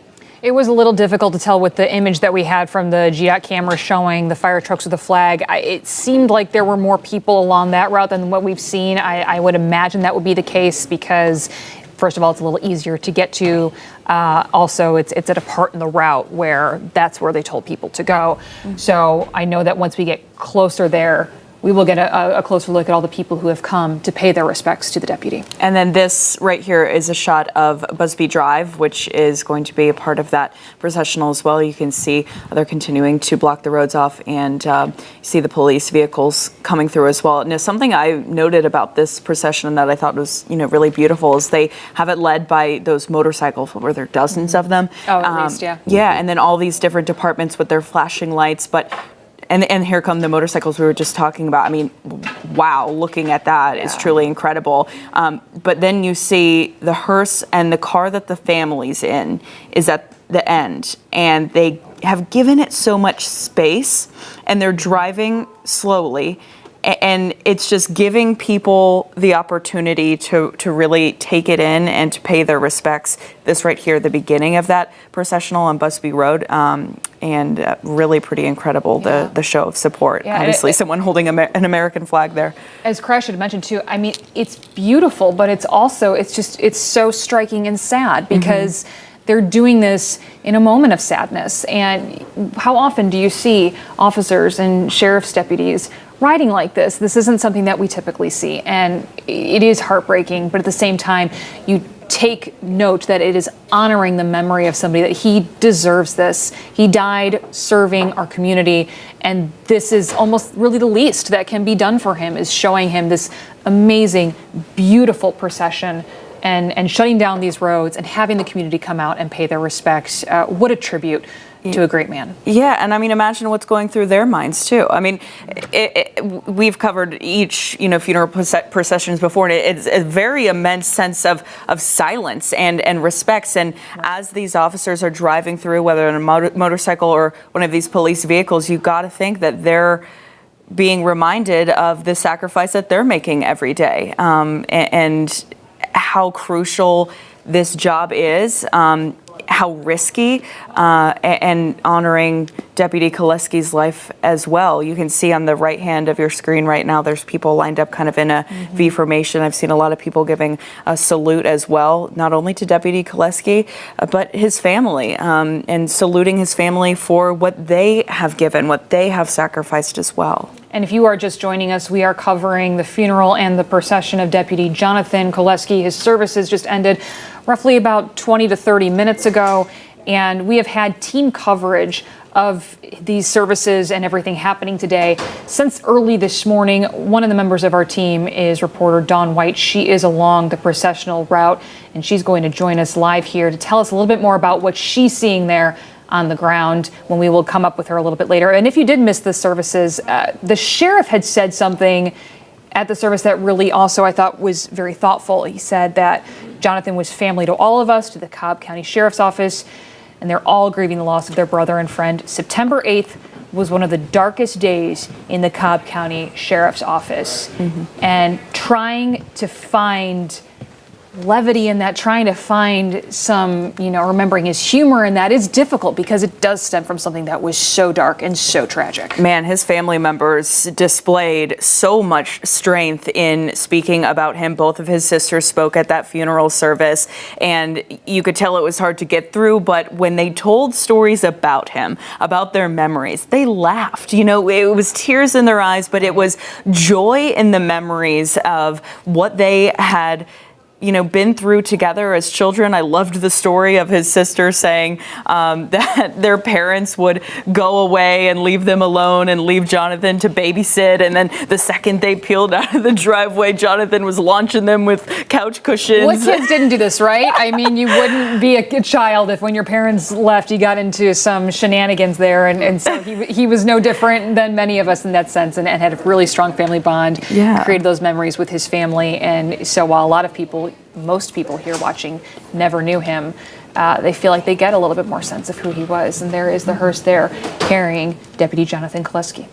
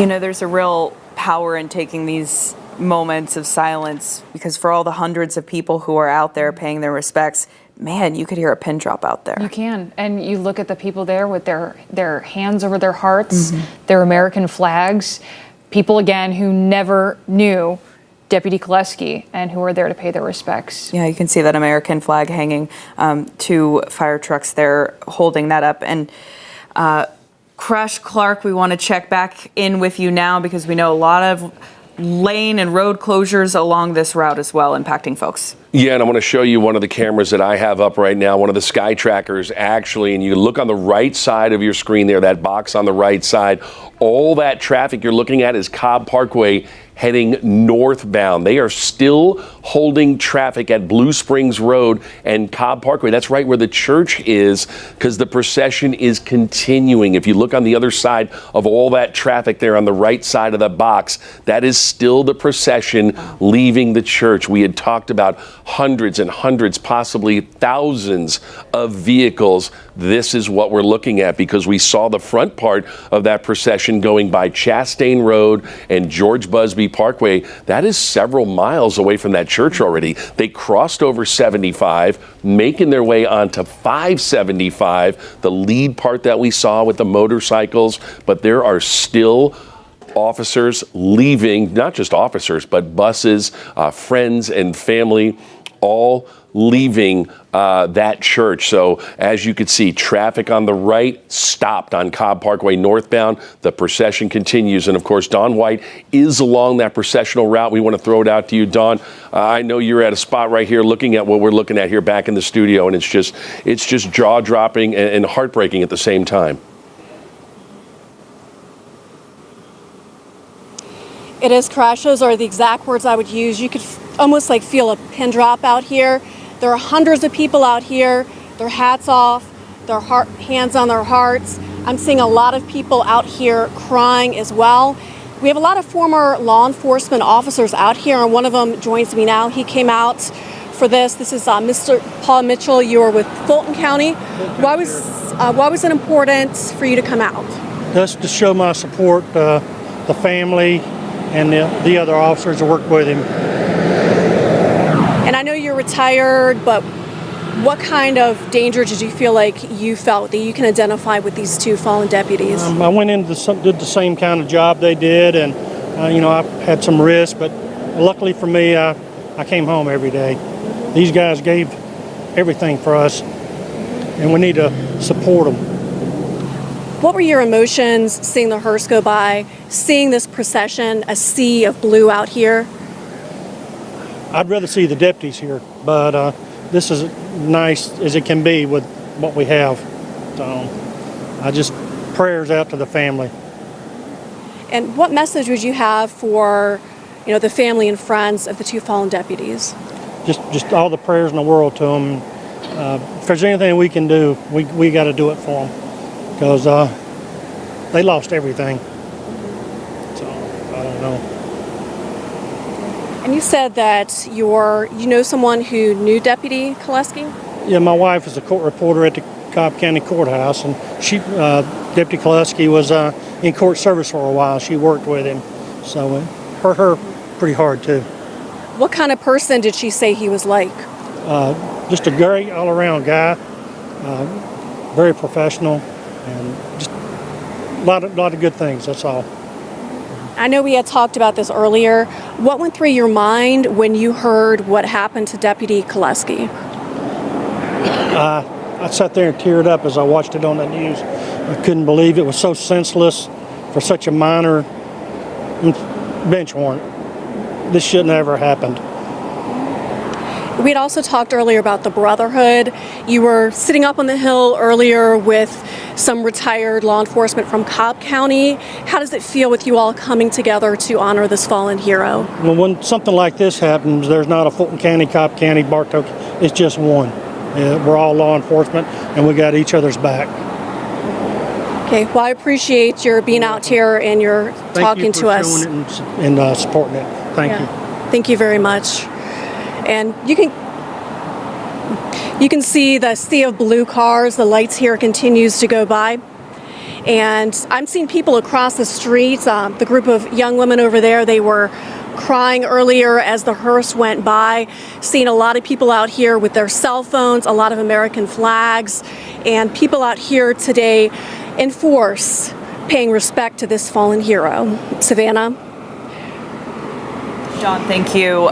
Love this shot right here on the right hand of your screen. You can see it looks like 4 potentially deputies or fire department officers standing on that fire truck giving a salute. And I mean, we just saw what Crash showed, that there are parts of the procession still just now leaving the church. I mean, this is a miles-long procession. I would say probably thousands of vehicles. It's the biggest one I've ever seen, standing there with their arms up, saluting the entire way. People standing, paying their respects. You can see more salutes from officers right there as well. Right, and talking about how long this procession is, when the services ended and when they put the casket in the back of the hearse and the hearse started to move, it still took a good 10, 15 minutes for the hearse to actually get out of the parking lot there, showing you just how many vehicles, you can see right there, are even in front of the hearse. So you've got the vehicles in front, and you've got the hearse in the middle, and then the vehicles behind. So yes, this is going to continue for quite a while, and this is exactly what law enforcement does when they lose a brother or sister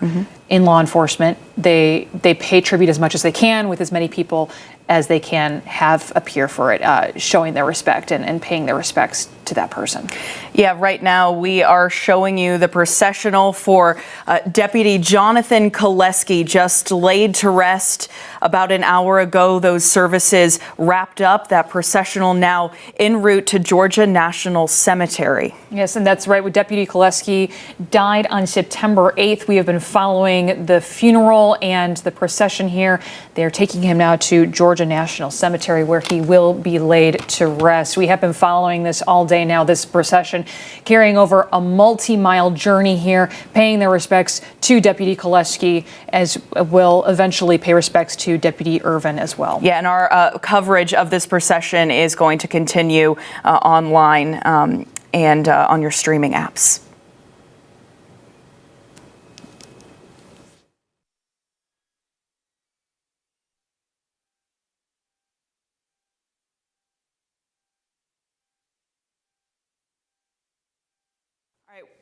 We are rejoining you now after offering a cut-in for our WXIA viewers. We just cut into programming to give an update of what is happening now, which is Deputy Jonathan Koleski's procession.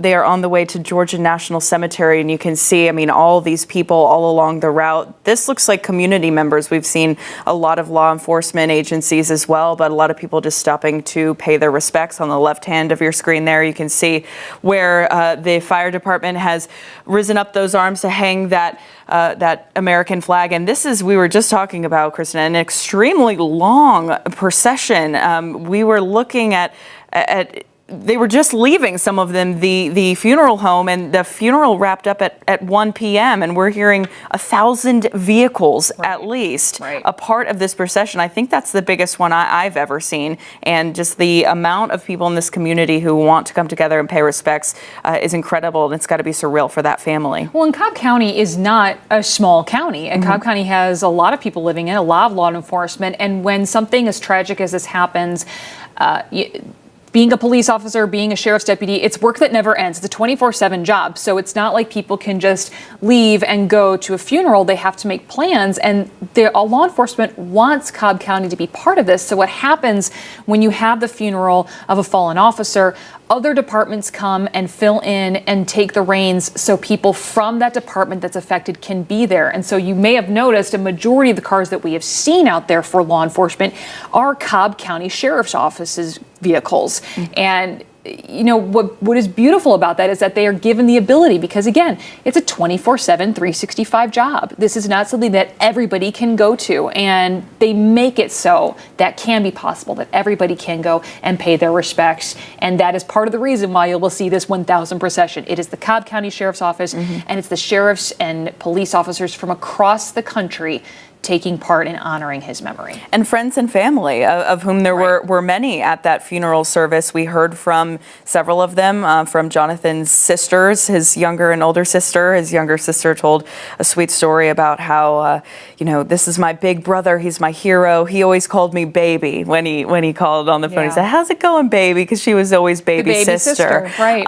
And, just these loving tributes from not only the people who worked with him, who said, he was a stand-up guy. One of his friends in the department spoke for a little while too and said he was always trying to make meetings about how to make the team better. That overachiever, that one who always wants to make not only himself better, but everyone around him too. How can we make this team better, guys? And, his father-in-law told a story about how he pulled over on the side of the road because he saw someone with a flat tire, without a second thought. Just that kind of person, about how he bought his wife little gifts every single day just to remind her that he was thinking about her. I think one of them, he said, was just a stapler because she needed a stapler. And just that kind of man. And the show out for him now, and the number of people who are saying, look, you had my back, now we have yours. We've got your 6, we've got the watch, is really incredible. I think going back to those services, for those of you who were not there for it, a lot of really memorable and touching moments from that. Savannah was mentioning some of the funny stories his sister shared, and I just want to talk about this one really quickly because it's how she closed out her stories about her brother. She was talking about how she was having a birthday party when she was young, and a fly flew into her Coke can, which there are a few things more Georgia than Coca-Cola. And she was so upset, and he took the can, he drank it fly and all to kind of step in and be her hero. So as she ended her memorial to her brother, she said, "I'll take the watch from here for our family, but one more thing." And she opened a can of Coke and she said cheers, because she didn't just want this to be a moment of sadness. She wants to remember her brother's goofiness and his zest for life and the fact that he was a wonderful person. And her hero. That part got me. All right, you can see that this processional is continuing and definitely impacting a lot of drivers. Want to send things on over to Crash Clark for a check of the roads too. Yeah, it's Savannah and Kristen. I wanted to bring something up to you too. If we can bring one of my traffic cameras up that I have now on the right-hand side, you can see that sign there on the right. This is where the church was, right off of the Blue Spring Road and Cobb Parkway. We just watched them open up some traffic to allow them to go by, but the back end of the procession still leaving the church. We've been covering this now for at least 45 minutes. That's how big this procession is. We still see there's a police cruiser right there. So this is not done yet, even leaving the church. There's all the traffic on Cobb Parkway heading northbound. They are still holding that traffic on Cobb Parkway northbound on the other side. That's where the procession is going. There's still some folks that are out there standing. We haven't seen the last of all these police cars that are heading through. Look at this. Speaking of a fly, on the right side of the traffic camera, that is, wow. Okay, we just heard the story about the fly in the Coke can, and a fly lands on the camera lens. But we continue to see this procession and the buses as well, because we know a lot of these departments and these agencies allowed these workers to take this afternoon off to pay their respect. They actually had to use a secondary parking area. The church was full. Cobb County Police, they were tweeting this out hours ago about how big this the procession was going to be and how many people were going to come out, and the parking lot got full. They used a secondary parking lot, and they started to bus some of those folks over. I think we're going to take a shot now towards the cemetery where the ladies, I'm going to toss it back to you, to Kristen. Savannah, go ahead. Yeah, Crash, I just got chills when we saw that fly come up on that traffic camera just moments after we relayed the story that Jonathan Koleski's sister told about the fly and that memory she had, and it's how she ended her tribute to him. And this right here is a live shot outside Georgia National Cemetery. We're told that people are beginning to line up there. This is obviously where they're going to end, and yeah, a lot of people. His final resting place, exactly. Right? And so we are being respectful to the family and to the officers. We are not going to go inside the cemetery. That's why we're outside here, and that's why you don't see the people who are lining up on the driveway inside, because we are keeping a respectful distance. We were invited to the funeral services. We have obviously been invited to the procession that all the public has also been invited to, but this is going to be a private, sacred moment for the family and those closest to Deputy Koleski.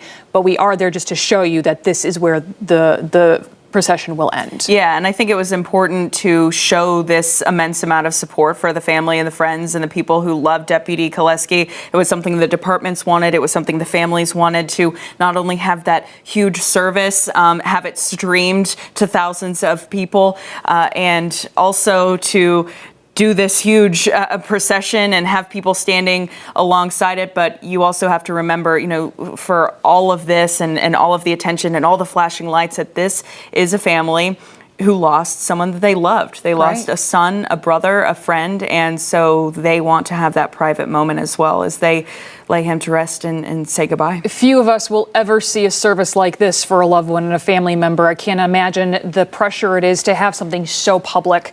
It is done to honor them, but we want to give that space as well. We want to give that privacy to those families as well. They are grieving. And, after this, everybody there on the streets, everybody in their cars, they get to go home.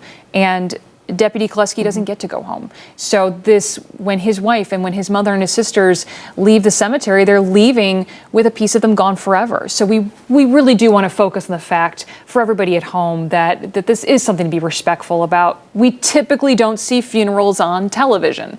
And this is really just a moment to honor him, honor his life, but also give the family some space. And also a reminder to every community, not only that in Cobb County, that there are people making sacrifices for our freedoms and our safety every single day. And they're often unsung heroes, until something tragic like this happens. And then you have this show of support of thousands of people.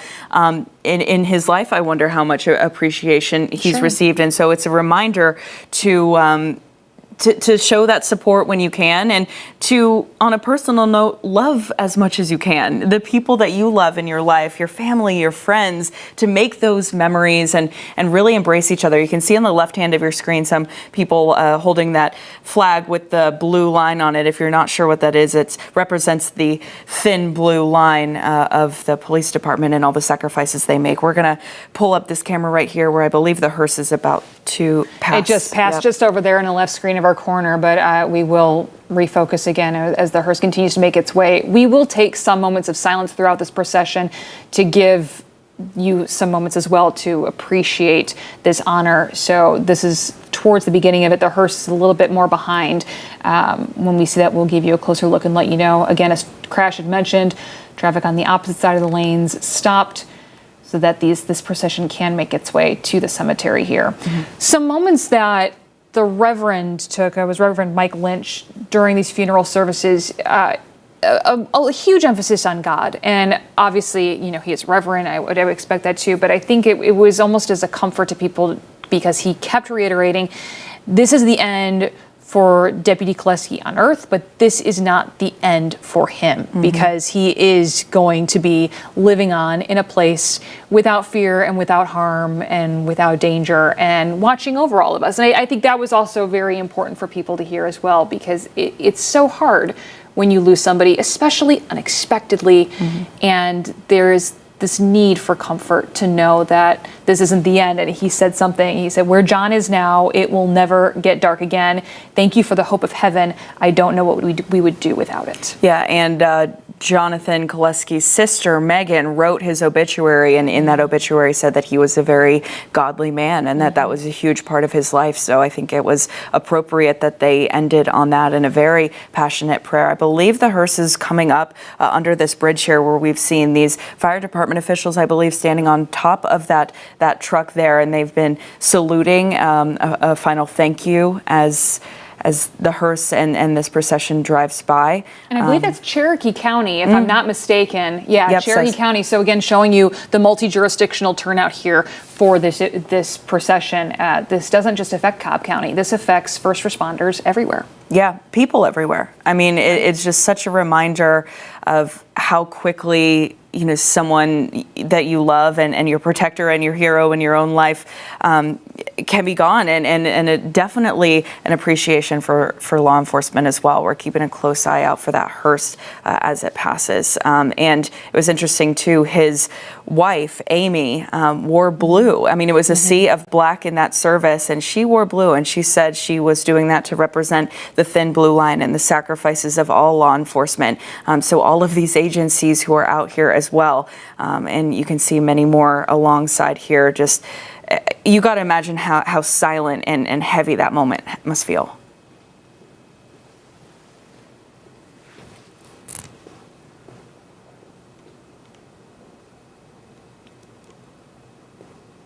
I just wanted to take a moment there as we're looking at those law enforcement officers standing there. It's unclear how many of them maybe knew him personally. I can't tell what department they are from, but I mean, you've got the sun beating down. It's 2:00 in the afternoon. The funeral services ended over an hour ago, and they are standing there on the pavement honoring their fallen brother. And it's just such a thoughtful, touching moment here. Nobody wants to be there in one respect, but they all want to be there. Mm-hmm. They all want to show that they are there for the fallen deputy, but I guarantee they all wish they didn't have to be. Yeah, and something we've been talking about that we clearly glean from the funeral services is that Jonathan Koleski was one of those guys who had your back. He had your back. He had the back of his co-workers. He was the first one to say, hey guys, how can we make this team better? He had the back of his family when his sister broke a very expensive wine glass. He said, I'll help you hide it. He had the back of his family who he loved so very much. And now this is the community saying, we have yours. And we have reporters along the route following this as well. Our Dawn White there. We're going to check in with her now. Dawn, what are you seeing and hearing?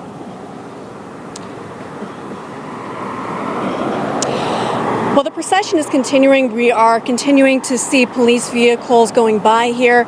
Also, there are hundreds of people out here with flags, young and old, from all walks of life. And some of those people that came out, we have a father and his two sons here from Cobb County. So tell me why it was important to you to come out to honor Deputy Koleski.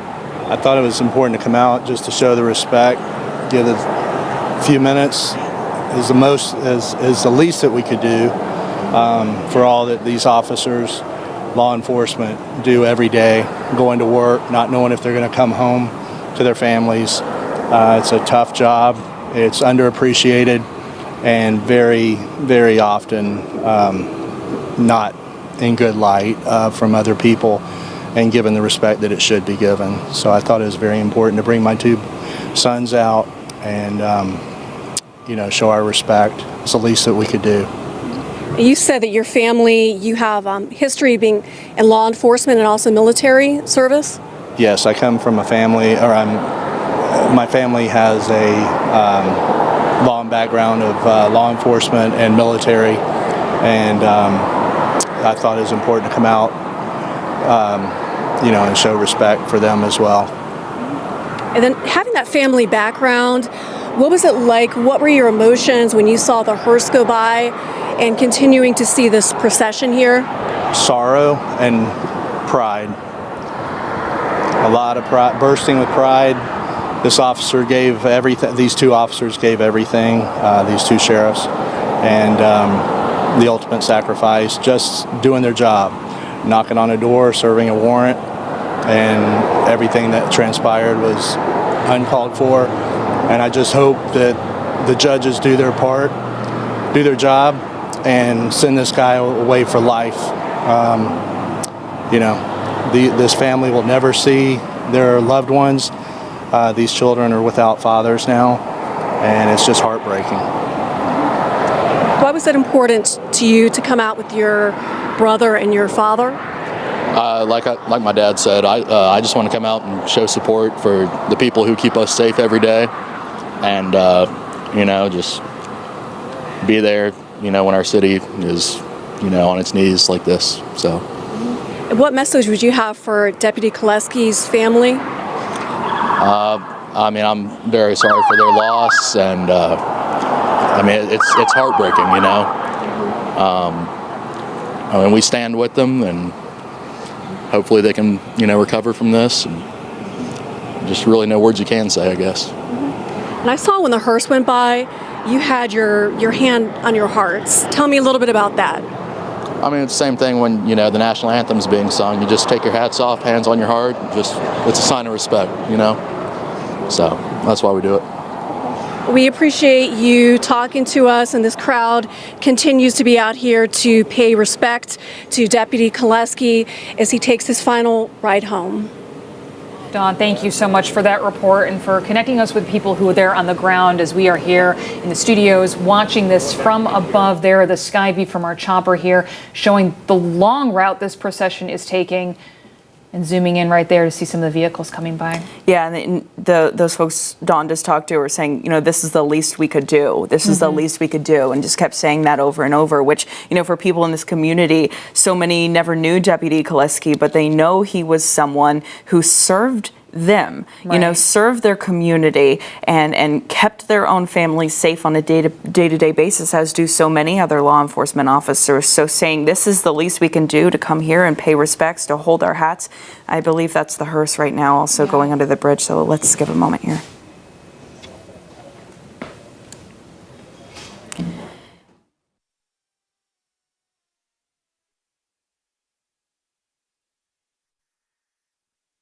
And as we've mentioned, we've had members of our 11 Alive team on this procession and this funeral all morning. And we're going to go now to our Crash Clark, who's talking about the traffic and the route that this procession is taking. Crash? Yeah, and we've been watching just an amazing scene here. We're actually following the procession with the cameras that we use for our morning and afternoon traffic, the sky trackers. If you look on the right side of your screen now, obviously there's no traffic coming. We saw those few lead cars that were making their way, but right behind that, when we first started monitoring the procession leaving the church, we talked about maybe a dozen or so motorcycles that were leading the way. They're going to be coming in just a couple of seconds. I know you don't want to look at an empty road, but I don't want you to miss the motorcycles that are coming. I'm going to move that camera back over in a second, but let me just tell you, I don't know how they did it, but now the motorcycles are numbering in the hundreds. I mean, they are that's just amazing, and I'm waiting for them to come by my one camera here. I think they're slowing down a little bit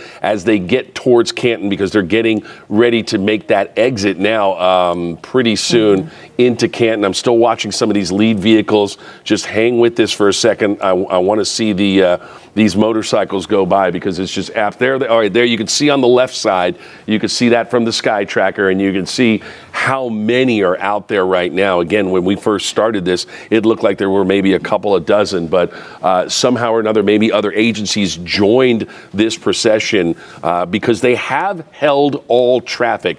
I didn't know if they were going to do that or not, but they did hold all the traffic. The only traffic that was able to move were in the northbound express lanes. Of course, they end near Ridgewalk Parkway. So now that those are gone, it is just regular traffic. And here we go. Let me flip over one camera there, and you can just see these motorcycles. And I mean, it is 2 by 2 by 2, just absolutely amazing to see. And they have been doing this now. We were trying to calculate the exact distance from the church in Kennesaw up towards Canton, and we're talking about 20 miles at least of travel here. And this has been going on now for well over an hour.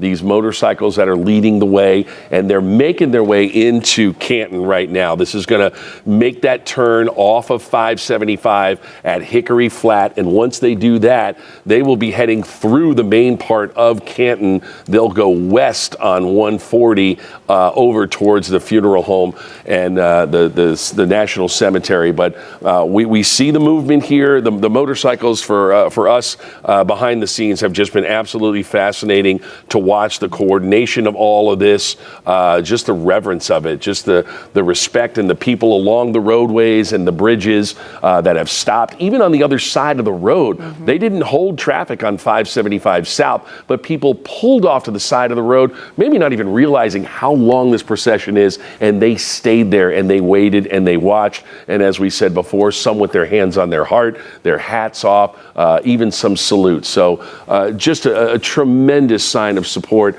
from not just the Cobb County community, but just everyone around the area that was able to get out there and watch this. Yeah, you can see that on the shot on your left right now, where people on the opposite side of the highway have stopped. And Crash, when we first started talking, I asked, are they closing both sides of traffic? He said, I don't think so, but that's a great point. It's just people stopping and paying their respects. And now I see that they were kind of merging those motorcycles, Crash, to kind of get off of that exit. So once they take that exit, once they get into Canton, how far abouts until the Georgia National Cemetery, do you know?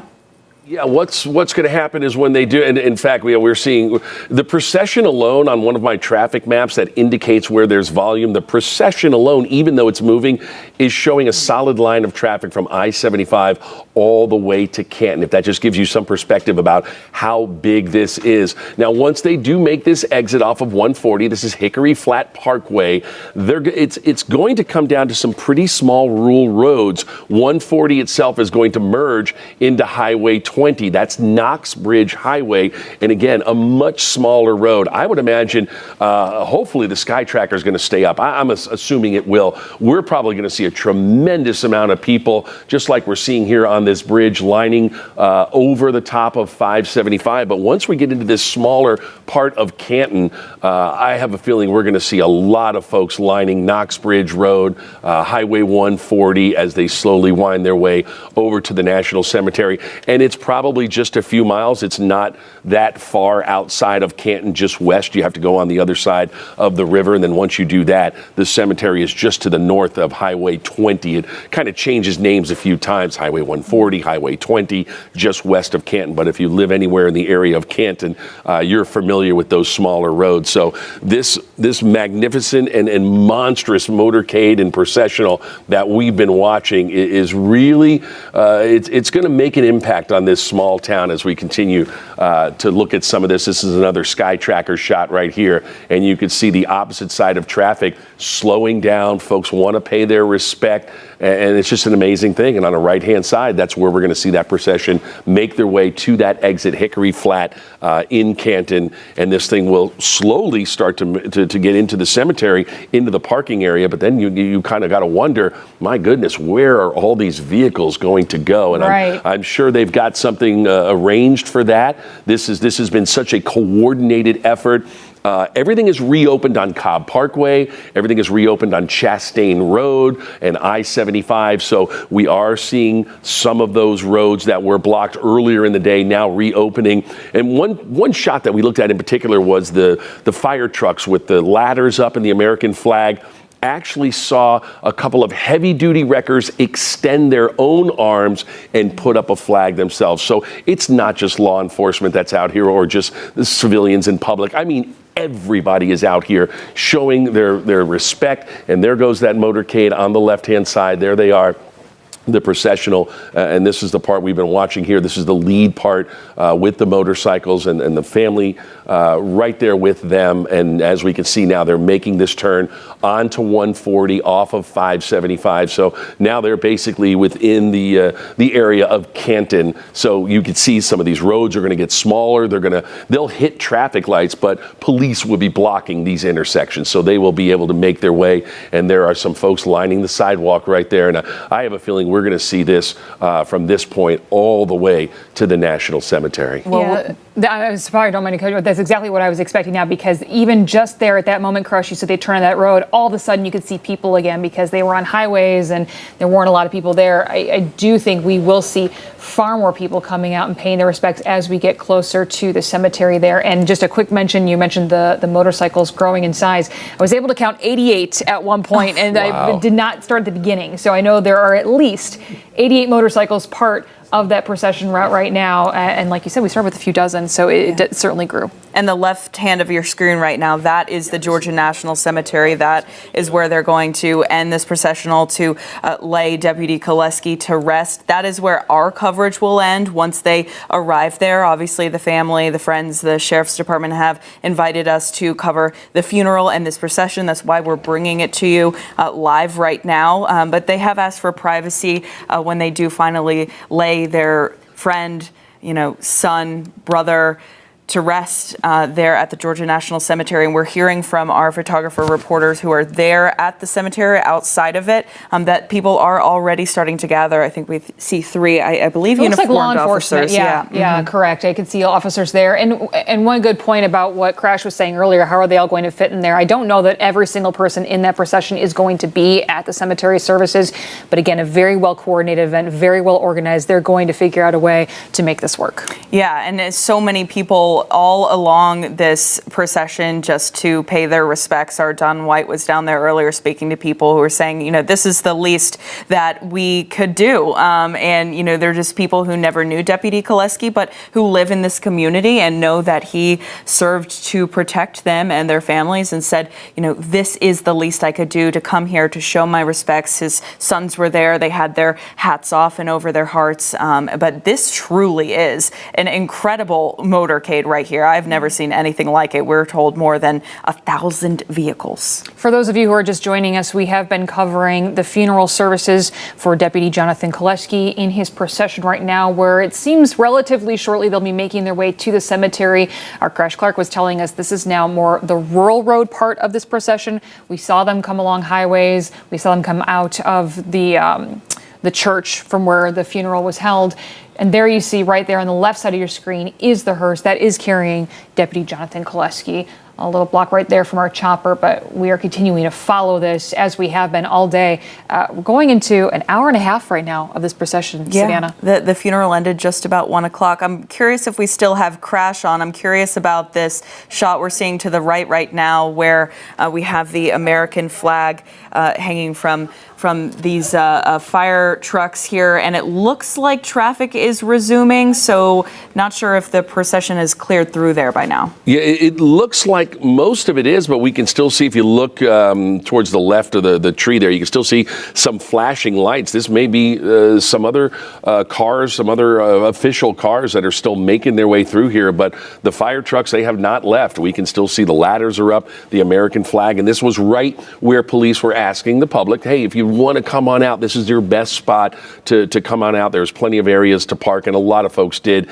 and this was on Chastain Road at George Busby Drive right here, and it looks like they're going to hold that fire truck up a little bit and let that flag stay there and keep flying, although it looks like they are resuming some traffic. And now we go back to the Sky Tracker here. Ladies, I'm going to throw it back to you guys as we watch the hearse pull in. Yeah, there is the hearse now carrying Deputy Jonathan Koleski, and the public there lining the sides of the street as he goes under the flag. Let's take a moment here to give a moment of silence as the hearse makes its way through this tribute.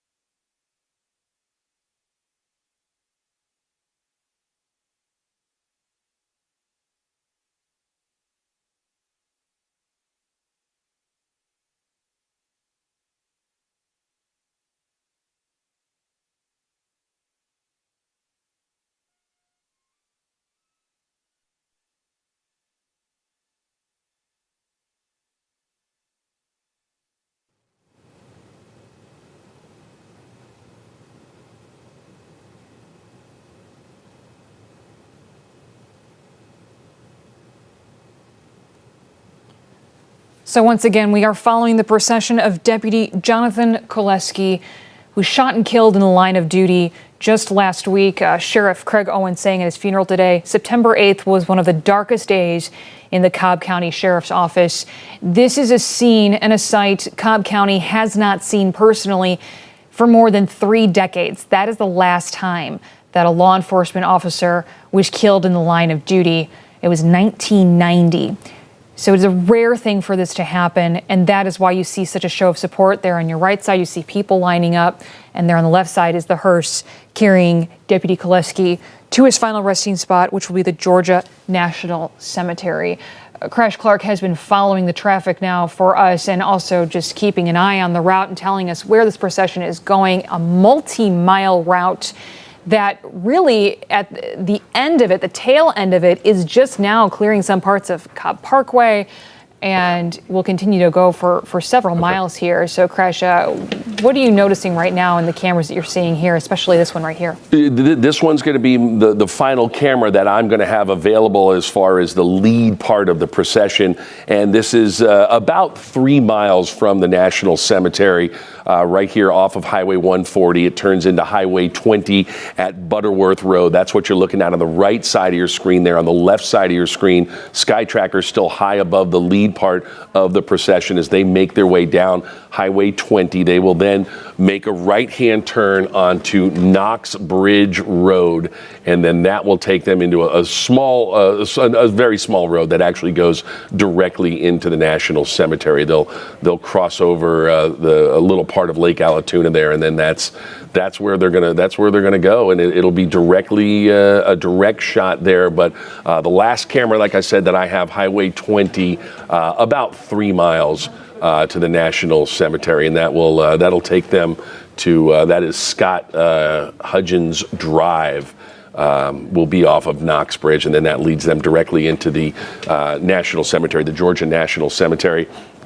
But again, as we mentioned, this is quite a procession. There are still cars on 575 making their way up past Holly Springs and into Canton. And I know you had mentioned, Kristen, that not everybody, this procession being miles and miles long, not all of these vehicles are going to stop into the cemetery. I'm sure they've got very well coordinated where these vehicles will either peel off and head in a different direction, or some folks may have work to do or whatnot. But right now, what we're seeing is just such a well put together, just so much honor and so much respect for these officers right here. And we see that just now pulling into Canton. We're just west of Canton as they make their way to the Georgia National Cemetery. And it's just absolutely beautiful. Folks on the side of the road there, we could see this crowd, the Sky Tracker showing these folks. And once we turned into Canton, once they turned the procession into Canton, that's when, and you mentioned it, Kristen, that you can start to see people lining up again. There were a few folks that took to the bridges, the overpasses over 575, which officers allowed them to do. They wanted everyone to stay safe and stay away from the interstates, but everything has been so well coordinated. Unfortunately, that camera's kind of freezing up there a little bit, but such a well-coordinated procession from the church in Kennesaw, some 20 miles all the way up 575 north onto the roads there in Canton, and we're just west of Canton. And again, it's going to be a little bit tough for the Sky Tracker because a lot of trees out there west of Canton. So we'll certainly keep up our cameras the best we can. I'm going to go back towards 575 and see what they're doing, because we saw this procession as far back as Holly Springs still. So they're going to be on the roads for a little while, Kristen. Hang on, let me move one of my cameras over here and see what you can still see vehicles off to the side of the road paying their respects. There's some tractor trailers and a couple other vehicles. So we are certainly not done with this yet. Look on the right side of your screen there. And now it's a full screenshot. These are still official cars coming at us. This is part of that procession that is just going on for miles. You look towards the bottom of your screen and you can see there's some folks there waving their flags and put their hands on their heart, and they're just on top of 575. You can actually see a police car to the right, but all these vehicles that were heading 575 south, probably in the middle of their day, if you think about it. I mean, these tractor trailers, they get paid by the mile. They are stopping to pay their respect, and to me, that is it's such a human thing to do during such a time of tragedy, and that is just the ultimate respect for these officers who made the ultimate sacrifice. And I think there's also an appreciation for that coordination and collaboration of something like this that is so monumental. I mean, can you imagine? They're not only dealing with the loss of a friend, of a brother, of a family member, but now they have to plan these services. And anybody who's ever lost a loved one knows how difficult it is to be grieving while also planning the final goodbyes for your loved one. And to have it at this level in such, the gravity of it is, I don't think, is lost on anybody. And so I think it's a tribute to Deputy Koleski, but also to the officers who made this happen, to the family members, to the community who are making this happen as well. Oh, there's a shot right now of outside the cemetery. It is important for us to note that we will not be inside the cemetery. We are making that a private moment for the family and for the law enforcement. We were able to stream the funeral services that were at the church, and we've been following the procession as the family has given us a blessing to do that. But we do want to make sure that this moment stays private. I have been told there are people lining the drive inside the cemetery, but again, we are keeping a respectable distance to make sure that we're not encroaching on what is a very private moment here. And Crash, now we are seeing what looks like the first vehicle from that procession arriving at that cemetery. Can we still see them on the other cameras as well, or it looks like we've got some cameras down right now at the moment, so we're going to stay here at the cemetery, the Georgia National Cemetery, where we just saw one vehicle make its way in. It was the motorcade of the motorcycles that were leading this procession, so I expect that we will see them somewhat shortly here. And Crash, you also made mention of the buses too, because there were other public service workers and people in public jobs that were part of this, that were taking time to honor the deputy. Yeah, and Kristen, there they go. There go those buses as well. In fact, they used a secondary park. I believe it was Kenworth Park, I believe it is called, a little bit further north of Kennesaw, and they allowed folks to park there and then take these shuttle buses just so that they could watch some of this procession. But again, yeah, there was law enforcement officials where they were holding traffic courts, and we saw them coming. There's Georgia State Patrol right there on the upper right-hand side. We saw Gwinnett County and Fulton County. And you think about the thousands and thousands of officers that are involved in the procession, that are involved with the traffic enforcement, that are closing off these intersections, keeping everything safe. And then you still have all these counties with officers that are on patrol right now, that are working, that unfortunately were unable to give their last goodbyes to their brethren. But it's just, again, such a well-coordinated procession as we look at these folks just west of Canton. I'm trying to pull up a few more cameras here because some of them, unfortunately, are not operating. This is the one we were showing you, where you can see to the right side of your screen, you can see vehicles still off the side of the road, paying their respects, not moving, including a tractor trailer. And you can see some people towards the bottom of your screen there. They continue to watch this procession as it files off of Highway 140. This is Hickory Flat. And then they'll make their way west of Canton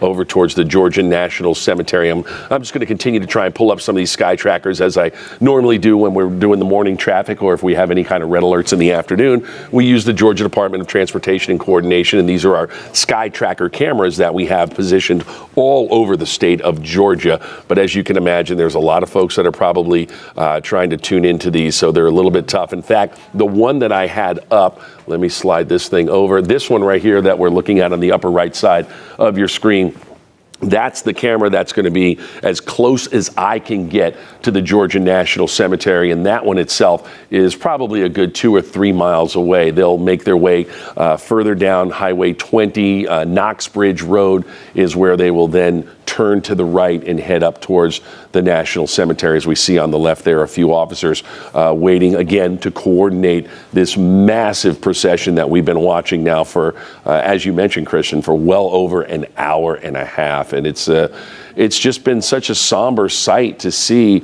a beautiful sight with the support, but again, so somber knowing that 2 officers lost their lives, family. It's just something you just can't fathom. And as we mentioned, these officers go to work in the morning and they don't know. They don't know if they're going to come home and see their wives or their children or their brothers or their sisters.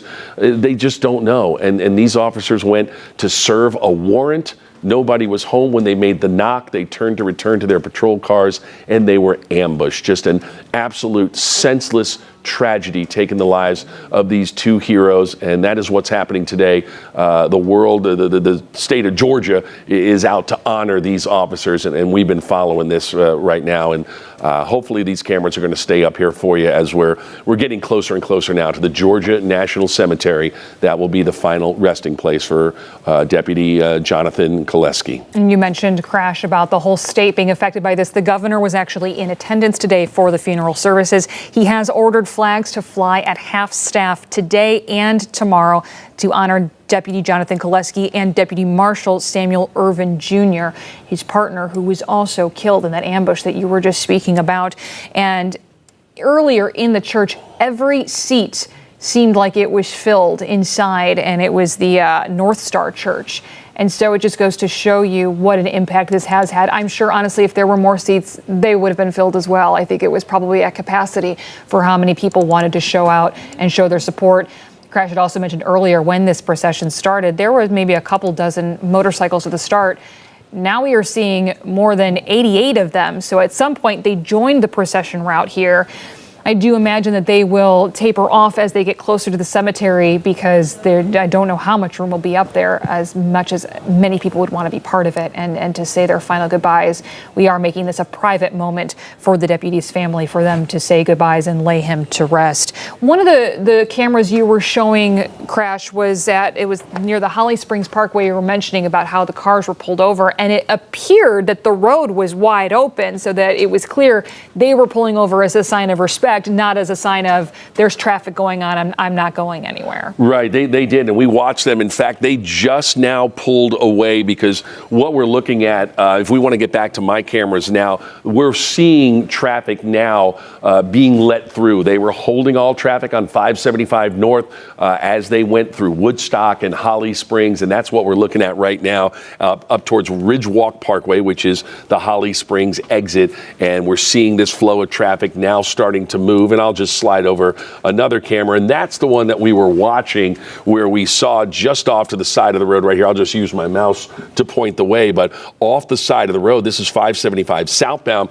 We saw a tractor trailer, looked like a camper, and several other vehicles, and they were just off to the road paying their respects, and they waited until this entire procession went by. That is amazing. And now the cars coming our way, coming at you, that's regular traffic now that is flowing once again on 575 North. And I can tell you there are some delays, 75 North and 575, folks making their way up towards northern Marietta and into Kennesaw and into Woodstock and eventually Holly Springs. You'll encounter some delays, but it is starting to move again as we take another look. This is, it looks like these vehicles are pulling directly into the cemetery. Yeah, a sign here that the procession is closing in and maybe coming to an end here somewhat shortly, because we are seeing these vehicles now arrive at the Georgia National Cemetery. That will be the final resting place for Deputy Jonathan Koleski. We are waiting to see the hearse when it will make its arrival, but and Crash had mentioned too, the last leg of this person.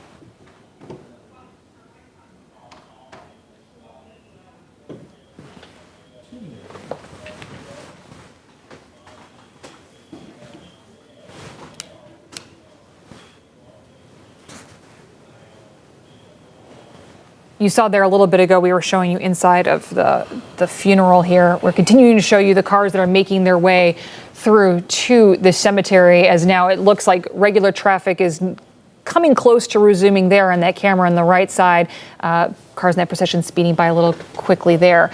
We've got Cherokee County and Cobb County here arriving at the cemetery here, where they will have a private ceremony for the deputy. We again want to stress that we were invited to come for the procession, for the funeral services, but the cemetery and the burial, that will be a private moment for the family here as we see these cars coming in. There on the left of your screen, this was earlier around 1 o'clock this afternoon when the funeral services for the deputy were ending, and you see his casket lying there. The room filled with people. I want to take a moment here to mention some of the things that were said by family members, by colleagues as well. Sheriff Craig Owens said September 8th was one of the darkest days in the Cobb County Sheriff's Office. We loved Jonathan. We mourned Jonathan, Amy, and Sue as well. Amy is Jonathan's wife. We thank you all for giving us Jonathan. Jonathan, the entire Sheriff's Office salutes you and thanks you for your service. That again was Sheriff Craig Owens, who you see there on the left side of your screen now. He also had a colleague come up, Lieutenant Leger, who said that John was a son, a brother, an uncle, a soldier, a husband, and a hero, mentioning him as a soldier because he spent 3 tours in Iraq and Afghanistan with the military. So he was not just a member of local law enforcement, he served the country as well. Lieutenant Leger saying that John was able to find the humor in the moment. His smile and sense of humor kept you on your toes. He mentioned him quoting movies, having running jokes. He said John could be the butt of the joke or the one dishing it out, but laughter was John's currency. His sister, Megan Barrios, his baby sister, she said, although I'm not a baby anymore, I was always his baby. Those words, that voice, I want to hear right now, but I can't and I never will. And here now is the hearse arriving at the cemetery. Let's give you all a moment.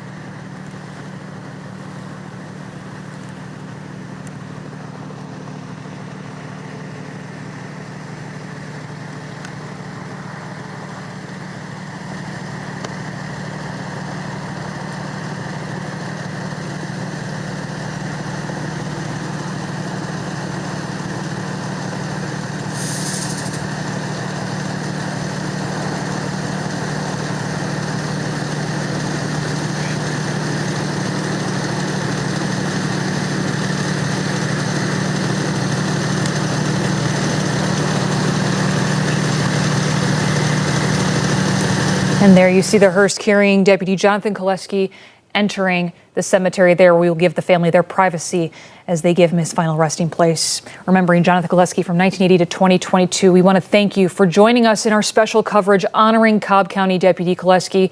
And we will have more on today's services and the legacy he leaves on 11 Alive News at 5.